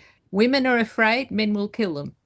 exactly. That's what we see But here. statistically, that is the case. Yes. Statistically. And it comes down to that. I mean, even though I'm a different generation, I just watch what's happening, what the women's groups and the networks are saying, and there's different groups that are, I think it's called B4 or something like that, where they just agree, then they're just giving up on men, giving up on the Oh, whole it's way. the 4B movement that started in 4B, South Korea. 4B in South Korea, exactly, which is Yes. extremely repressive. 4B, I think it's 4B. 4B, yeah, 4B. Women in And South Korea, which is a very patriarchal culture, they very stuck in the decided that they don't want to fit their expected gender roles. They don't want to get married. They don't want to have kids. They don't want to fit in this aesthetics, feminine aesthetics. You know that in South Korea, the beauty standards are insane. Yes. but So it's That's what I about see. I see a some lot women of are that going on. I reacting see a lot even. of that going on. And but that it's Yeah. doesn't seem healthy at all to me. but it's also in the macho culture in Latino Well, I countries. get that. I mean, and that's most countries as well. But Yeah. I'll hear from Penelope because I haven't heard Penelope speak. Penelope, what do you have to say? I know you were trying to speak a few minutes ago. Well, I think, or a while back. I mean, my story is I'm 59. I've not had a relationship since I was 40. And Mary is Irish there, Mary. Aye. I came from child abuse, sexual abuse, from age 4 until 15. So I had a mother that was an enabler, and it meant that I've not been able to live my life in the way that I wanted or do the things that would have been normal for a woman to do based on my own story. So it's every woman it has their own story that leads them into their place of where they are now. And I wouldn't rule out that at 60, if I did meet a nice gentleman, I wouldn't rule out having a loving relationship if that does exist. And I think if I live another 30 years, there's time for that, you know? But I know what makes me happy now. After the menopause, you said HRT, Angie. I went on that about 5 years after my menopause, and the menopause was extremely difficult, physically, emotionally, mentally. We go through astrology, the Chiron return, which is around age 50. So we're all on our own path, and I think there are some very good men in the world that I know, Skip being one of them, and there are good women, and equally, I can say that my mother was not a good enough mother and not a good enough woman, and I've had to come to terms with no contact with any family members. So I've had my life's been a long road. So I'm glad I spoke. I've been feeling a bit of rage the last couple of days. So Okay. thank you for letting me speak. I think the eclipse got me. Gosh, The Well, event. I think there's one other thing that's going on archetypally with women, and that is um, defending their breadwinner situation. Okay, because before the Yeah. 20th century, um, there was no welfare, and men would go out on these crusades and all sorts of other goddamn things and get themselves killed or whatever they did, and women were stuck. And so, everybody says, "Oh my God," about Muslims having more than one wife. But in point of fact, that's always been a form of welfare in Islam, where these men were going out on these battles all over the Middle East for hundreds of years, and the women would be left without somebody to take care of them. And so men would come and they'd adopt another wife into the family, and the rule was that they had to keep both wives or all four wives in the same manner. Uh, and so the men were providing the welfare for all these widows that they were making in all these battles that they were entering into. And if you look at it in that way, you can have a little forgiveness for the Muslim idea of multiple wives. I Because don't particularly like that idea. I think that children, if they have one parent and two good enough parents, if we aim for that, there are some loving young people in the world who probably will procreate, hopefully, otherwise we'll all disappear. But I think that well, it's, I'm not suggesting we have polygamy now. I mean, we do have it yeah, in Utah. Um, and well, it depends. I'm just saying we have to be more understanding of why these things came to be. Okay, and why, and also why women, were, very protective of their relationship with their husband because they didn't have another source, because they weren't allowed to do all these other things, which now they're beginning to be allowed to. But I mean, we're just at the start of this, not anywhere. We're nowhere near where we're going. Okay, I mean, we're going to a time when there will be women.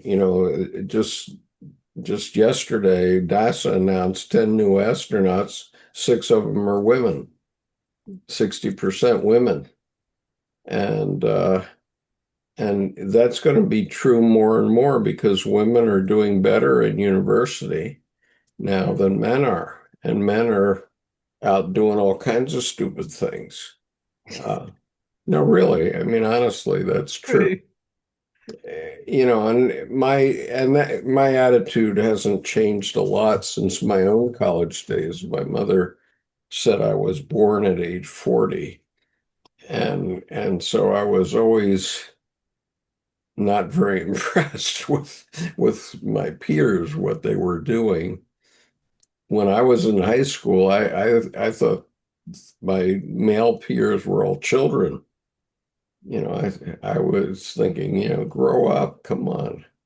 What? I think as well, Skip, I think the interesting thing is with the astrology that I see is that we are definitely all on our own soul journey, and that some of us will need more of a tribe, some of us will need to be more individuated. So I Sure. think that there's definitely, you know, there's definitely there's good in good relationship, and there's just as equally good, like Mert saying she likes to be on her own, like I've been doing that, and I love my own company.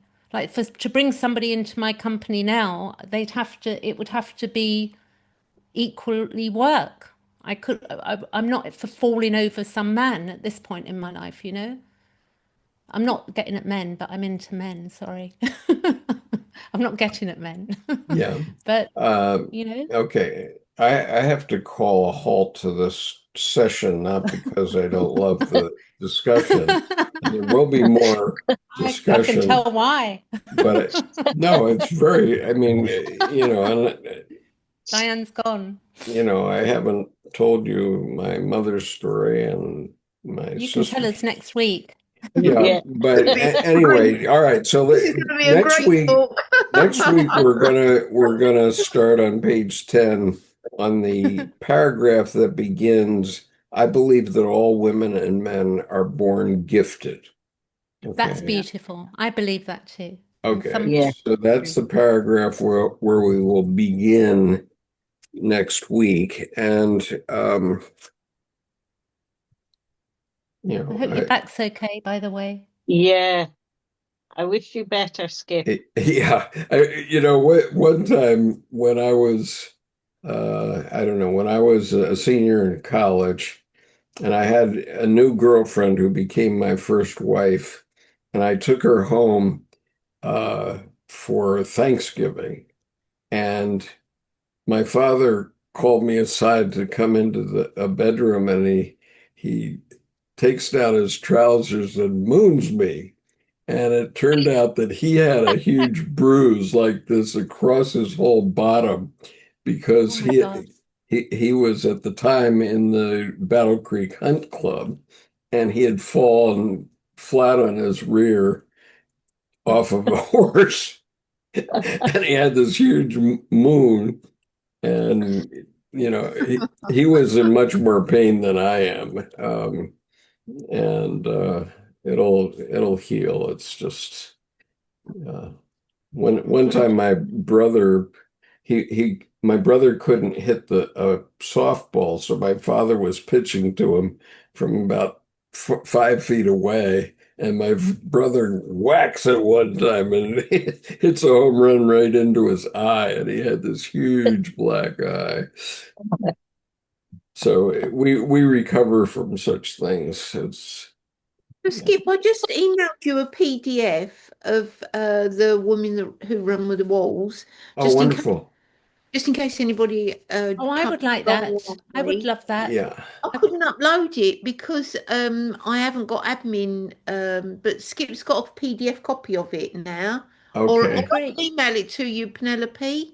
That would be wonderful. I'd really appreciate I'll that. try to remember to make that available next week so that we can just put it up on the screen as we go. Skip, can you just keep the chat open long enough for me to copy these links?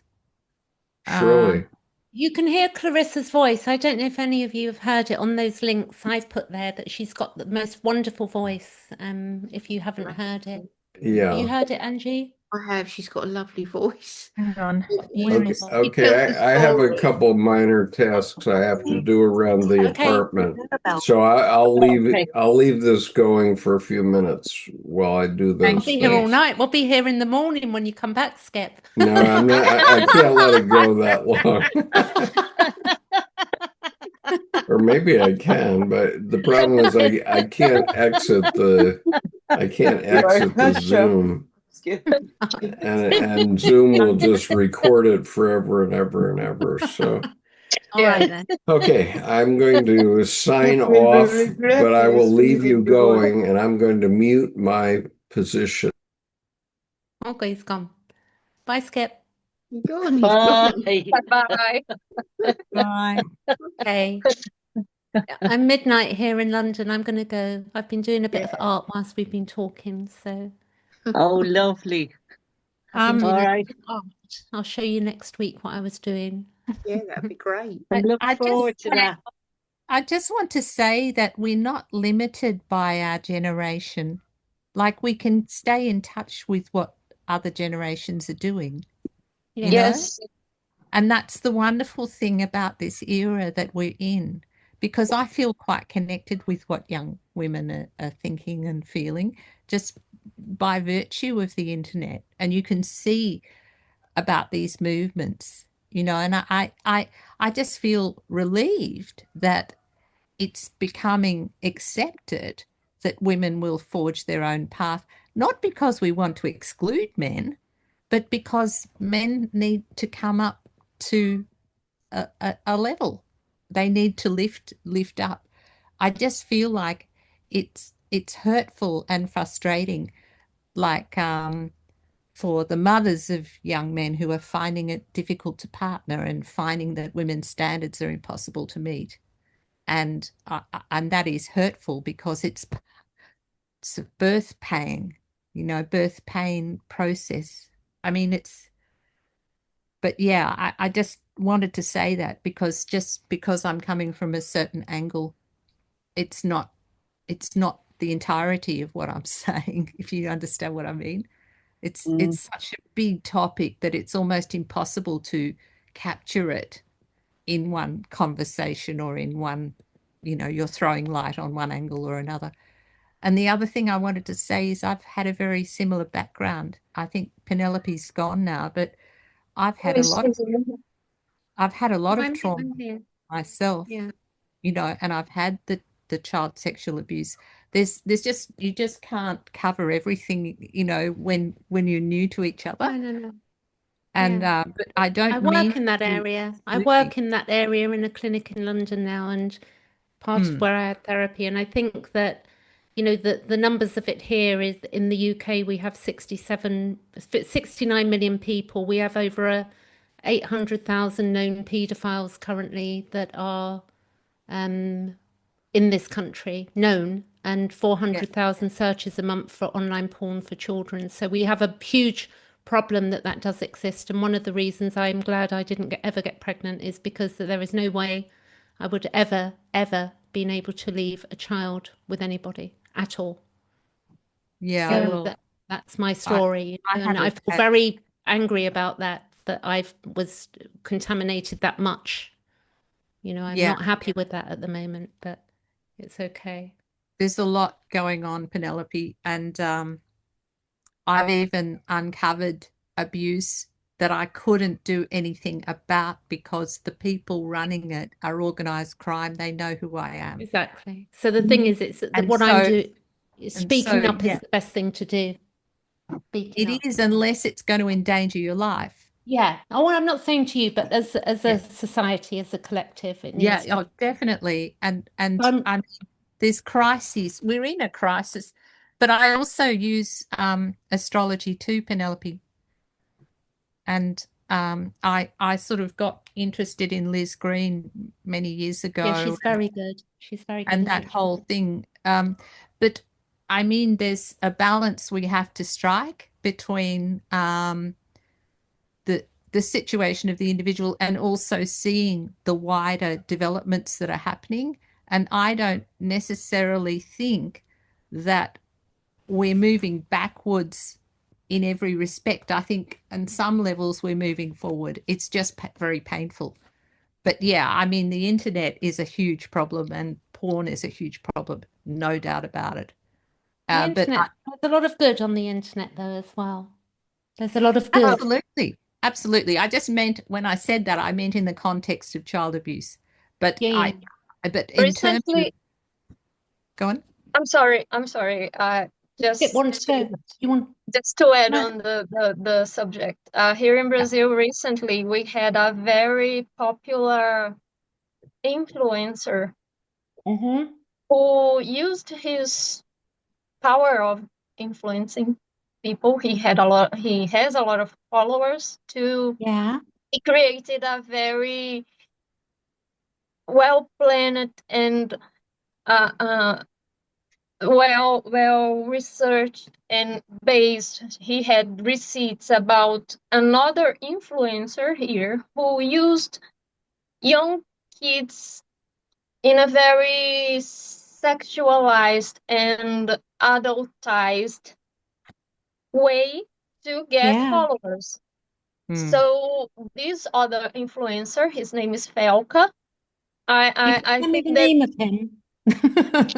I can send you. His name is Felka. He's known as Felka, but I think his name is Felipe. He made his video in his YouTube channel with all Yeah, the details that he could collect about this other one that were exploring the image of young kids in a yeah. very sexual way. And this other one, the influencer who made the video, I think he's from the south, and the influencer that were using the kids was from here, from the town where I live. Wow.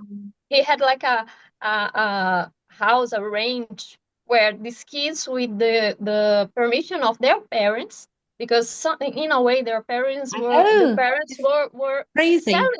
selling their kids for the money they would get from social media, because Oh, yeah. the money would come from the popularity from this other influencer, his Instagram, TikTok accounts.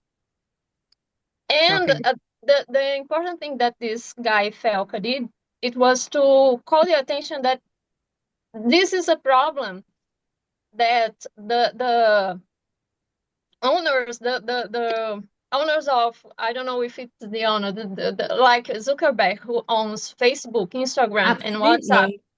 Absolutely. It is their fault, Platform. because they don't want to lose money. They don't control how these kind of things are being done on the Exactly, internet. Max. They have the technology now to be able to do all sorts of things. So women need to push as much as, not push, but I'm writing a book actually that should be out next year, maybe halfway through next year, and it's a survival guide for people that have suffered childhood sexual abuse, and it will be for clinicians as well. In the clinic I'm working to guide them into helping people. So I'm very looking forward to doing that. It's been a long process. Yeah, So sounds Mm. great. Skip, I have to you have to call go. this to That's an end, okay. folks. Thank you for But allowing it. I think that we've had a very useful conversation that stimulates a lot of thought on people's minds. And um, as far as influencers are concerned, I just want to remind everyone of the Yeah, archetypal story of the Pied Piper of Hamelin. Yes. And the only difference between him and these guys is he didn't have the internet at the time in that, Mhm. yeah, right? But if we look at our current president, for example, that's exactly what he is for some followers of his. Um, and so we have to, all of us, consider how that can be managed without uh, stopping free speech, yeah. because free speech is so, so important. Yeah, It's they're arresting people in the UK for things like making posts at the moment, knocking on people's doors. So I don't know what the hell they think. I think they're doing it in New Zealand as well. I don't Yeah, know. well, we have to be very careful, because I mean the idea of free speech is that it's self-correcting, in the sense that the bad things that happen will be corrected by later people who are doing the good things to counter, Exactly. right? The problem is that it's gotten so big now that it doesn't give the system Mm, enough time to react. I mean, the collective. Well, yeah, as a person with a regulatory background, I can say that the system always lags what's Surely happening, it does. but it's yeah, on steroids now, and I think Mark Zuckerberg's phrase "move fast and break things" is literal as well as figurative. That Yeah, they for they for are for breaking. him, that's what he wants to do. And Yeah, And although I'm wearing black today because it's my school uniform, I'm out of my mourning period. I was mourning the country that I fought for that we no longer have. And I realize that it's not going to come back, and that we're going to have to build a new country. And it's us that have to do it. And those of us that live right now who have to build our new world. And so I'm very committed to my teaching right now, because even though our kids are very troublesome, they're going to be in the world where my grandchildren are. And I need to help try to bring them along in some sort of reasonable way. Exactly. And we're all doing our bit, like where my soul journey led, Right.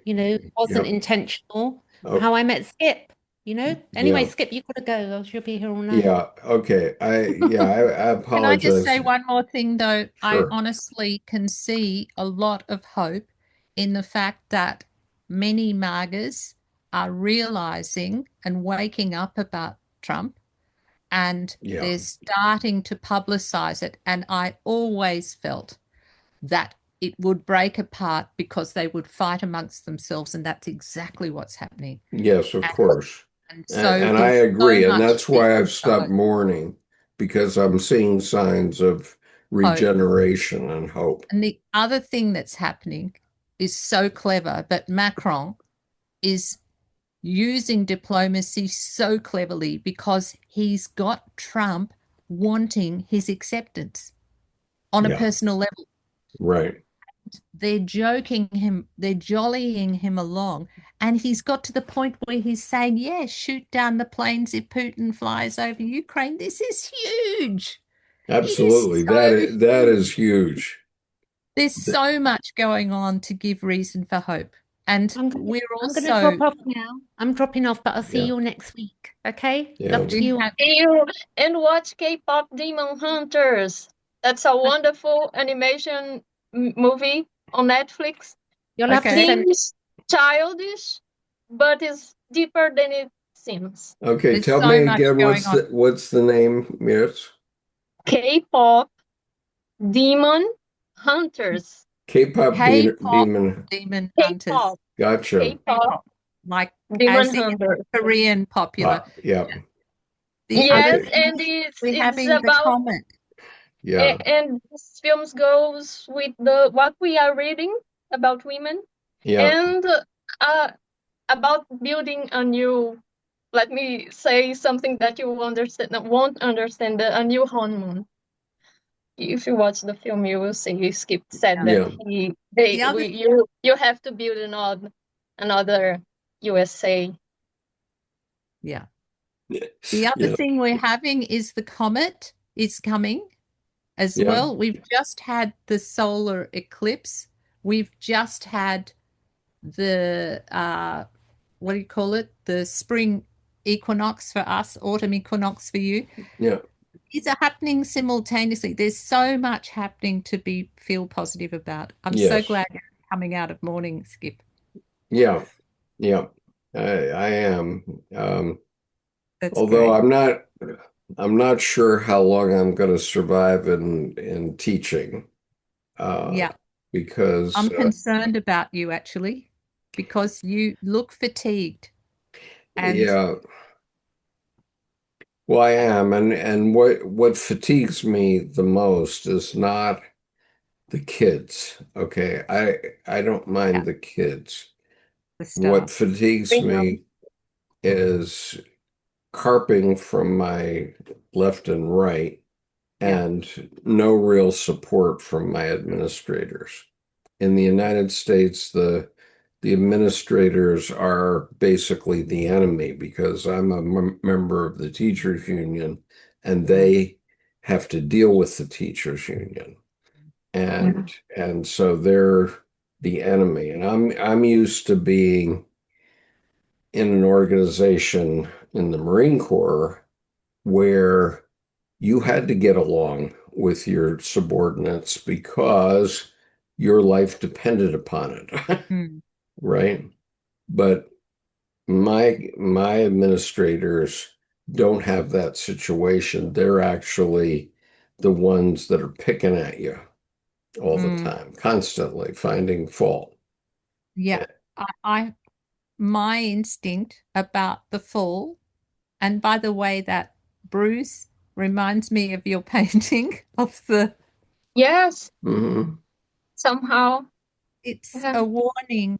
It could be saying enough time for a new beginning, you know? That's Yeah, what I feel. I'm, It's a I'm, break. It's a break. It's a punctuation. yeah, That's just, I have to share that because I've been very concerned about you. And in thank you. fact, I'm Thank you so worried much. every time I log in, is Skip still with us? You Yeah. know, because I've been so worried. So in a way, I'm grateful you had the fall because it's slowing you down. It would Yeah, be, my wife seems to be worried more about it now than she was. I'm very And worried for you and because the fatigue that you show yeah, is it it could end you. You know, you can't I know. sustain that level of fatigue. Don't forget the courage Skips shows too. Don't forget He, what? he, you have a great courage with this wild woman in the group. Yes. You are not too fatigued, if I can express my, you know, you have a great Honestly, courage. Ava, in this group, I feel like one of the girls, honestly. Yeah, I mean, yeah. even though I'm not, I know that I'm a man. I have no doubt of my manhood. Okay, but everything that I do with Jungian psychology is from my feminine side. Yeah. You know that. Any man should be able to do what you do, Skip. It's I not a know that. function of manhood, you know, and I mean, it's a great thing that you're doing it. I'm just Yes, it's a great thing. I'm worried that you don't sacrifice yourself for the cause. Like, honestly, Yeah, just because that fatigue, what I wanted to say to you about that, how you have to pull over to the side of the road, yeah, Yes, I was thinking about that too. you know, because I said, yeah, in Australia we drive long distances, but what I forgot to add is that 2/3 of accidents happen when you're close to your destination. yeah. No, Because the brain, I know that, so and even a short trip is one trip too many if you have a micro sleep, and that is what I've been so worried about with you, yeah. along with everything else. And normally I wouldn't speak out because it's none of my effing business on one hand. Well, thank you for your concern, and it's an issue that I'm mulling over. I have to give up a fairly large salary if Yep. I leave this job, Uh-huh. Yeah. and I could go and substitute and be paid half as much for the same amount of time. Um, and I did it for 1 year, and the income was all right, but I felt very jealous because people who were not well, not as knowledgeable as me, not many people have 10 years of higher education as I do. Um, Mm. so I felt very jealous that they were making twice as much as I was. Okay, and that's why I became a Unit 1 teacher. And this is what I had to accept. Mm. And I knew nothing about it, honestly, when I started, not a thing. I had seen some special education teachers in the halls, but other than that, I had no idea what they did. And so now I've learned the process. And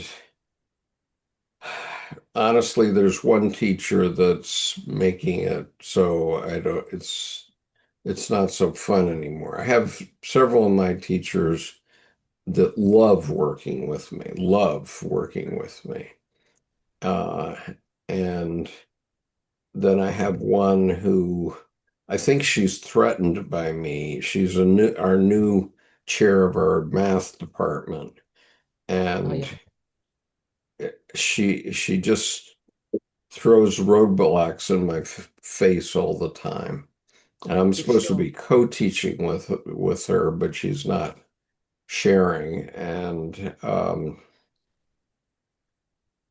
I go for help. I say, look, ma'am, I haven't taken this course since 1960. I haven't taken this class, Algebra 1, since 1960. And I never studied the functional notation, which is the way they do it now. And we didn't talk about function notation when I was taking Algebra 1. So, very often I can come in the classroom and I can look at her little warm up on the board and I just know the answer.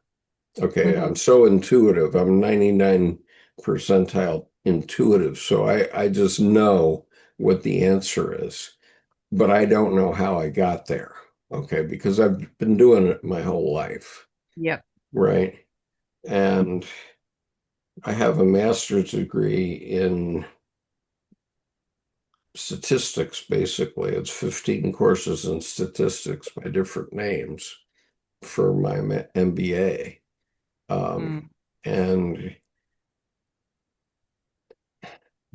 And I was number one in my class at the artillery school, and firing an artillery round into the air is a huge calculus problem. Okay. And I was number one. I was the number one Marine. I was number 3 in the class, but I was the number 1 Marine in my artillery school.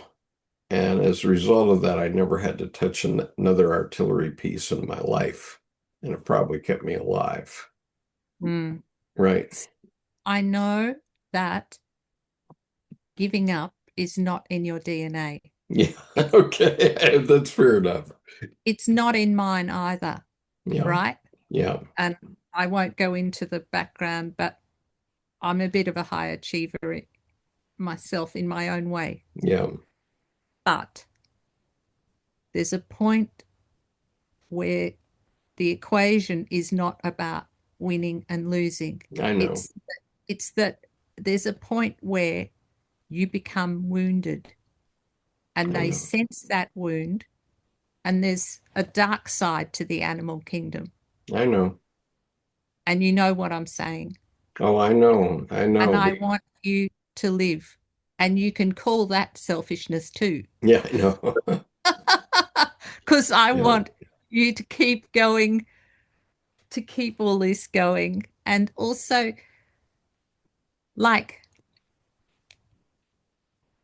with Jung, like, he was such a genius.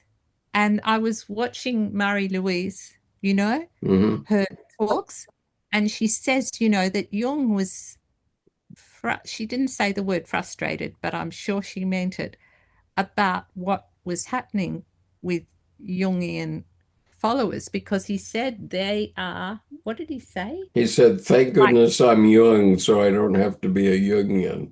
Yeah, well, exactly. But he said something about how they're marketing it, or, they're taking a segment. And she said they've got one segment of Jung and they're going with that as if that is entirely Jung when he was transcending. And I'm saying by analogy, and he actually foresaw a very, very cataclysmic series of events. I know he did. Yeah. Hopefully we're pulling back from that, and I take a lot of hope from the Macron stuff and everything, superficially, sure. But you know what I'm saying. But what I'm saying is there's a point where, for your own destiny, and Jung understood this, he had to, because it's bigger than him even. Yeah. And I worry. I know. No, Look, I know this in spades because I studied Jung for 20 years, angry with him. I was angry with him Yeah, I know. that he knew all this stuff, and why did we have World War II if he knew all this stuff? You know, why didn't he push it more? And he knew that it wouldn't make any difference. Yeah. And Well, and so that's the way I've come to think about American politics now, which is, it'll change when it changes. And there's heroic efforts being made, but what I'm saying is there's a point where you have to step back from being the hero yeah, and you become the wise old person. Like I felt like I nearly died. I would have been popped off by, mhm. and I know that, and I've had indications, like Yeah, I know. my wife is calling for the second time. Uh, Okay. hello, Okay, but I'm very Debbie. concerned. Please give full Yeah, I'm consideration. coming up shortly. My class is urging me to retire, not from this, but from teaching. Anyway, I'll come up and tell you about it. All right. Well, Yeah, we all love bye. you, Skip, and we want you to keep going, but maybe not in the same way, is how I'm interpreting. I don't Yeah, know, but I've been thinking about it. I need to turn some of what I've been doing into some sort of cash, um, right. because I've essentially done everything that I've done on Jungian psychology for free. Okay. Okay. I mean, I've been paid. A few people have paid me something from time to time on my YouTube channel. Not very often. I mean, it'll Okay. be $5 every 6 weeks or something. And and so I think what I can do is run a daily show. Mm, And one of the things I have to think about is the timing, mm, because many of my followers are in Europe, mm, and I have a natural following in Japan because I lived there for 8 years. mm. But Japan is, well, as you know, it's nearer to Australian time than it is to US time, right? It's almost roughly the same, 1 hour off or something. Mm. And You so, need energy for that too. And what I would say is you need that energy to pivot a little bit and yeah, and lift it a little bit. There's a lot I want to say, but I can't say it now because you need to go. yeah, And but I just want to say about social media that and monetizing it, it needs to be uh you need to have a broader base. There's various things to do to pivot with that. But definitely yeah, I I know. see you at times struggling, and I'm just like on the other thing that you do, the one that I join. Mhm. Um, I see you struggling, and I'm just like, oh my God, I've got to say something. So I've said it, and I really hope you are able to pivot soon because the you're getting some warning signs there. I know. And, part of my problem is that I now have two Jungian groups who are dependent upon me in some way, right? And and this one and the Sunday group. I Hmm. mean, as irascible as Richard is, uh, he's one of my most loyal and longest followers. Okay, and he's gotten angry with me a couple of times and said, "I'm done here," blah, blah, Yeah, blah. I've seen it. He's done it Right. at least 2 or 3 times since I've been. But then he comes back, and I've warned him because he used to proselytize for Christianity, and I don't allow that. Yeah. Or I try not to Also allow it. been a bit creepy towards women in a way that hasn't been picked up. And Richard? he's bleeding you. Women, I've seen women drop out. Uh-huh. And I haven't said this because it's so tricky. I mean, I'm relatively new, but he was focusing on me at one point, and that's partly why he got angry, because I was pushing back. And there needs to be some standards there that women need to feel safe in that group and not feel like because he develops fixations. And what he was doing was he was stepping in and interceding on my behalf in a chivalrous way, but it was with a motive, and like I'm sensitive to it. You're busy talking, right? And Right. not always your co-monitor is picking up on the nuance going on there. Yes, But yes. I'm alert to it because I've been on social media a lot, plus I've got that regulatory background, plus I've been a privacy officer, plus I've got the legal stuff. And I'm aware of women need to feel safe in that. So he's bleeding you people. While Yeah. at the one hand you have personal loyalty towards him, and I can understand that, I'm not just saying it for my own gratuitous benefit because I can survive with or not or not with that group. But if you want to monetize and you want to grow, then the people who are backing you need to be very alert, not just to indulging Richard, but to seeing what the implications are. Because if women feel unsafe, even Yeah. though it's only online, they're not going to come back. Yeah. And I've seen women peel off who he's given them focus. And I'm not attacking him. Yeah. I'm just talking about the functionality of the group. Do you know? Yeah, I know, and it's hard for me to really, I mean, well, last week I was not happy because that guy was promoting his Oh, yeah. environmental something or other. And Yeah. if I had paid enough attention to it, which I didn't have the time to do, I would have just banned him right then, Well, usually which he I gets can do. crowded out. Usually he gets crowded out because there's enough other chat. Uh-huh.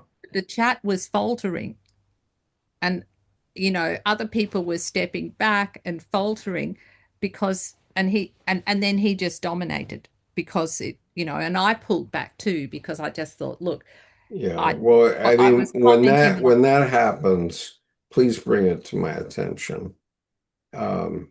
Because I can just ban people and tell people, you're not going to proselytize or promote your political position on this Well, channel. he also has various obsessions. Like one is obviously sexuality.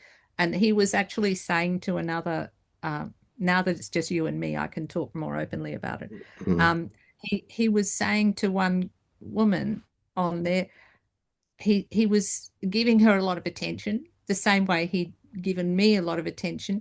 And he was saying at one point, I'm blushing, like to her, that he was blushing while talking to her. I mean, this is just completely like unsafe kind of talk. It's just really bloody awkward. Yeah. And there's nobody to appeal to. I mean, I can't like just point that out. And also at the time, because there's nobody there, or some of these women, like the one you had as co-host, she loves him and she's not seeing any problem with his behavior. Yeah. But I see the problem if you want to grow the group. Okay, I mean, I have a cell number, and you can always text me. All right. I will see texts coming in even during the session. I'll keep Right. my cell in front of me. And Right. do you have my number already or not? No, I don't. Can you Hang write on. it down? Take a note of it. Yeah, I just think for the group, I really want you to succeed. Yeah, so 410 919 7571. Now, my It's so is that 41? Is that for the US? no, it's one for the US. Then One. one for the US plus one. And Yep. then 410 Mm. 919 7571. Okay. Now I'm going to have to get my phone enabled for international calls. No, this is texting. I think you can text message me. Yeah, I have to have it I have to have the capability. I'll follow that up. Do you have WhatsApp? Yeah, I have to yeah. Can you put that on WhatsApp? Okay, I'll try and do that. But I wouldn't follow a WhatsApp so much, but if you send me a text message, which Yeah, I think anybody can do that. You don't have to have international calling for that. Um, I think I do, but I'll follow that up. do you have your cell phone right handy right now? Yeah. You can try it right now. Okay. Yeah. Okay, just go to text messaging. Just 1 minute, because I've got to put you on the phone. No, you don't. Oh, okay, yeah. But you don't have I to. can't just make the call because I've got to have you in the contacts. Hang on. Okay, Sorry about this. that's right. Um,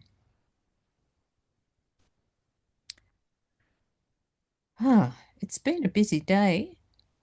Yeah, my wife is getting upset because I've been going since 5:30 this morning. Oh God. Hang on. Skip.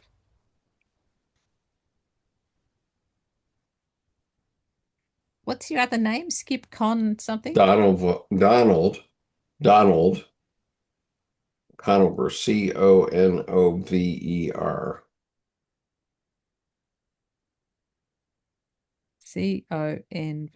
No, Yeah. Conover. Conover. Yeah, okay. Okay, it's on the screen. You should see it on the screen right now. Yeah, okay. Add the number 1. Hang on. 44109197571. Yeah, I'm just trying to. Okay. Now. Okay, now that you have me in your contacts, you should be able to just send me a message. Just right from your contacts list. Yep.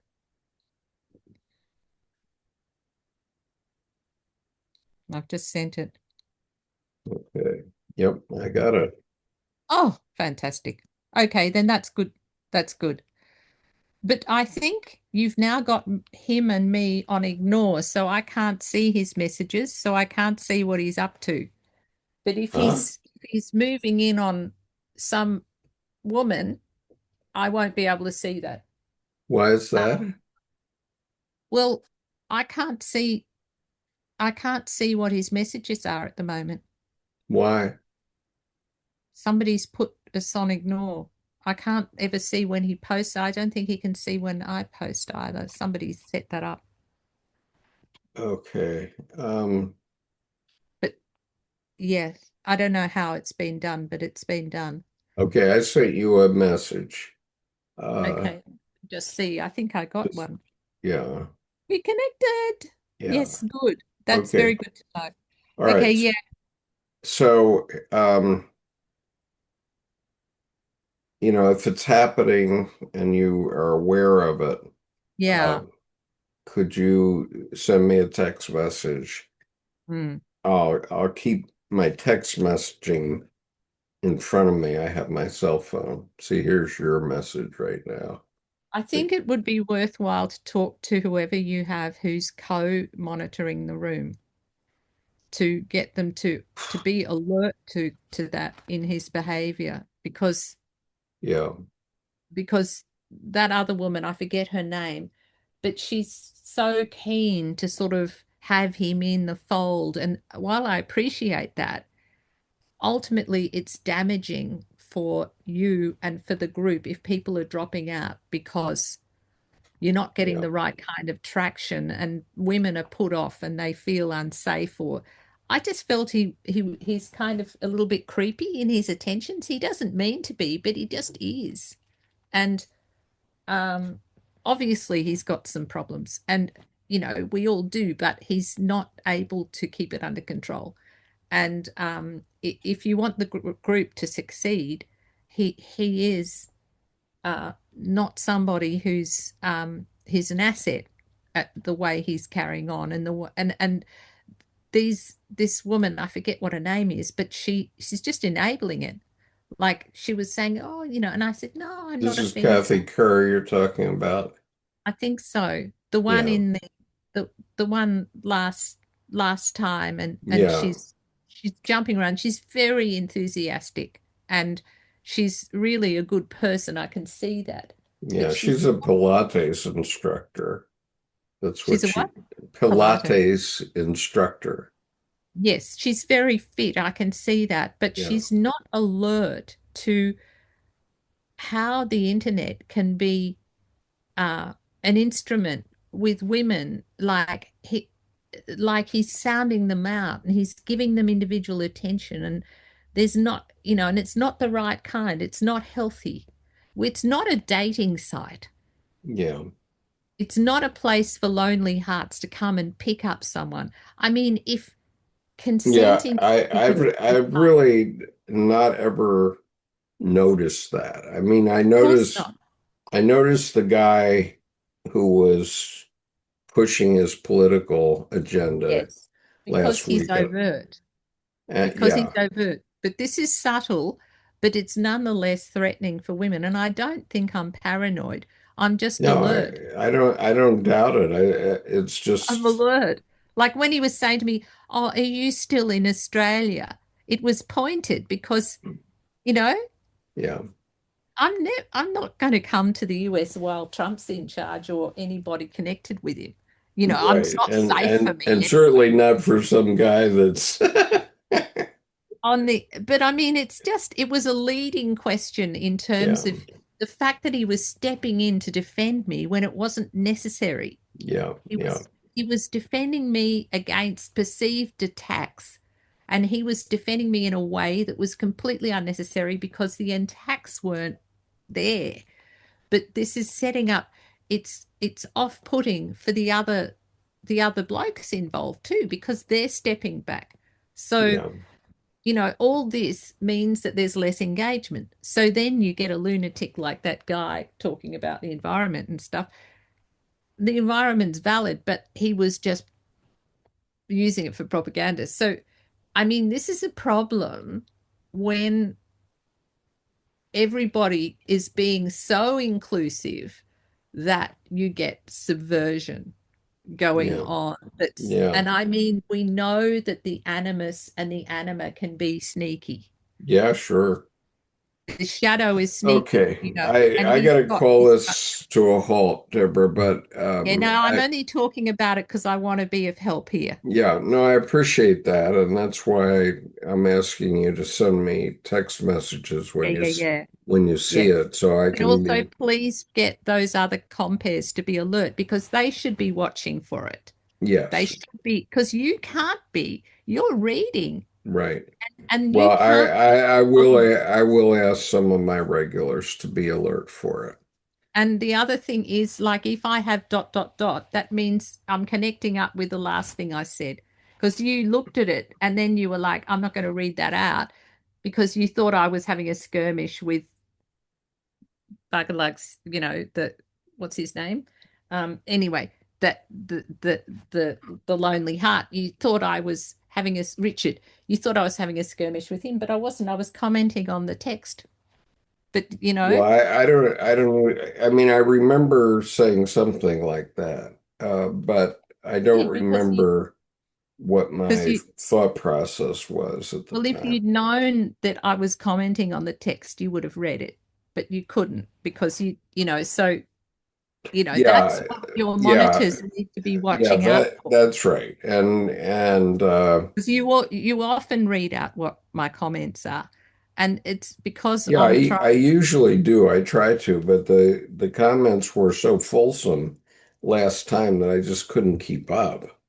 And well, that's I should have stopped. I agree that I should have stopped. I didn't really realize that guy was pushing a political agenda. Yeah. And I should have just stopped that. I will. Well, the monitors they've got a duty to you and to us. No, I'll ask Kathy and because Richard doesn't bother me one way or the other. I just felt the need to exit stage left because I thought this is not making progress. Yeah, I gotta go. Okay. I'll see you soon. Thank you for the advice and warnings. And I agree with you, but I've helped a lot of people on YouTube make a success of their channels. Good. Well, maybe I'll ask you for that help here. You never know. And they've thanked me. Yeah. Okay. Take care. Peace. Take care. Peace. Yeah. Yeah. Bye-bye.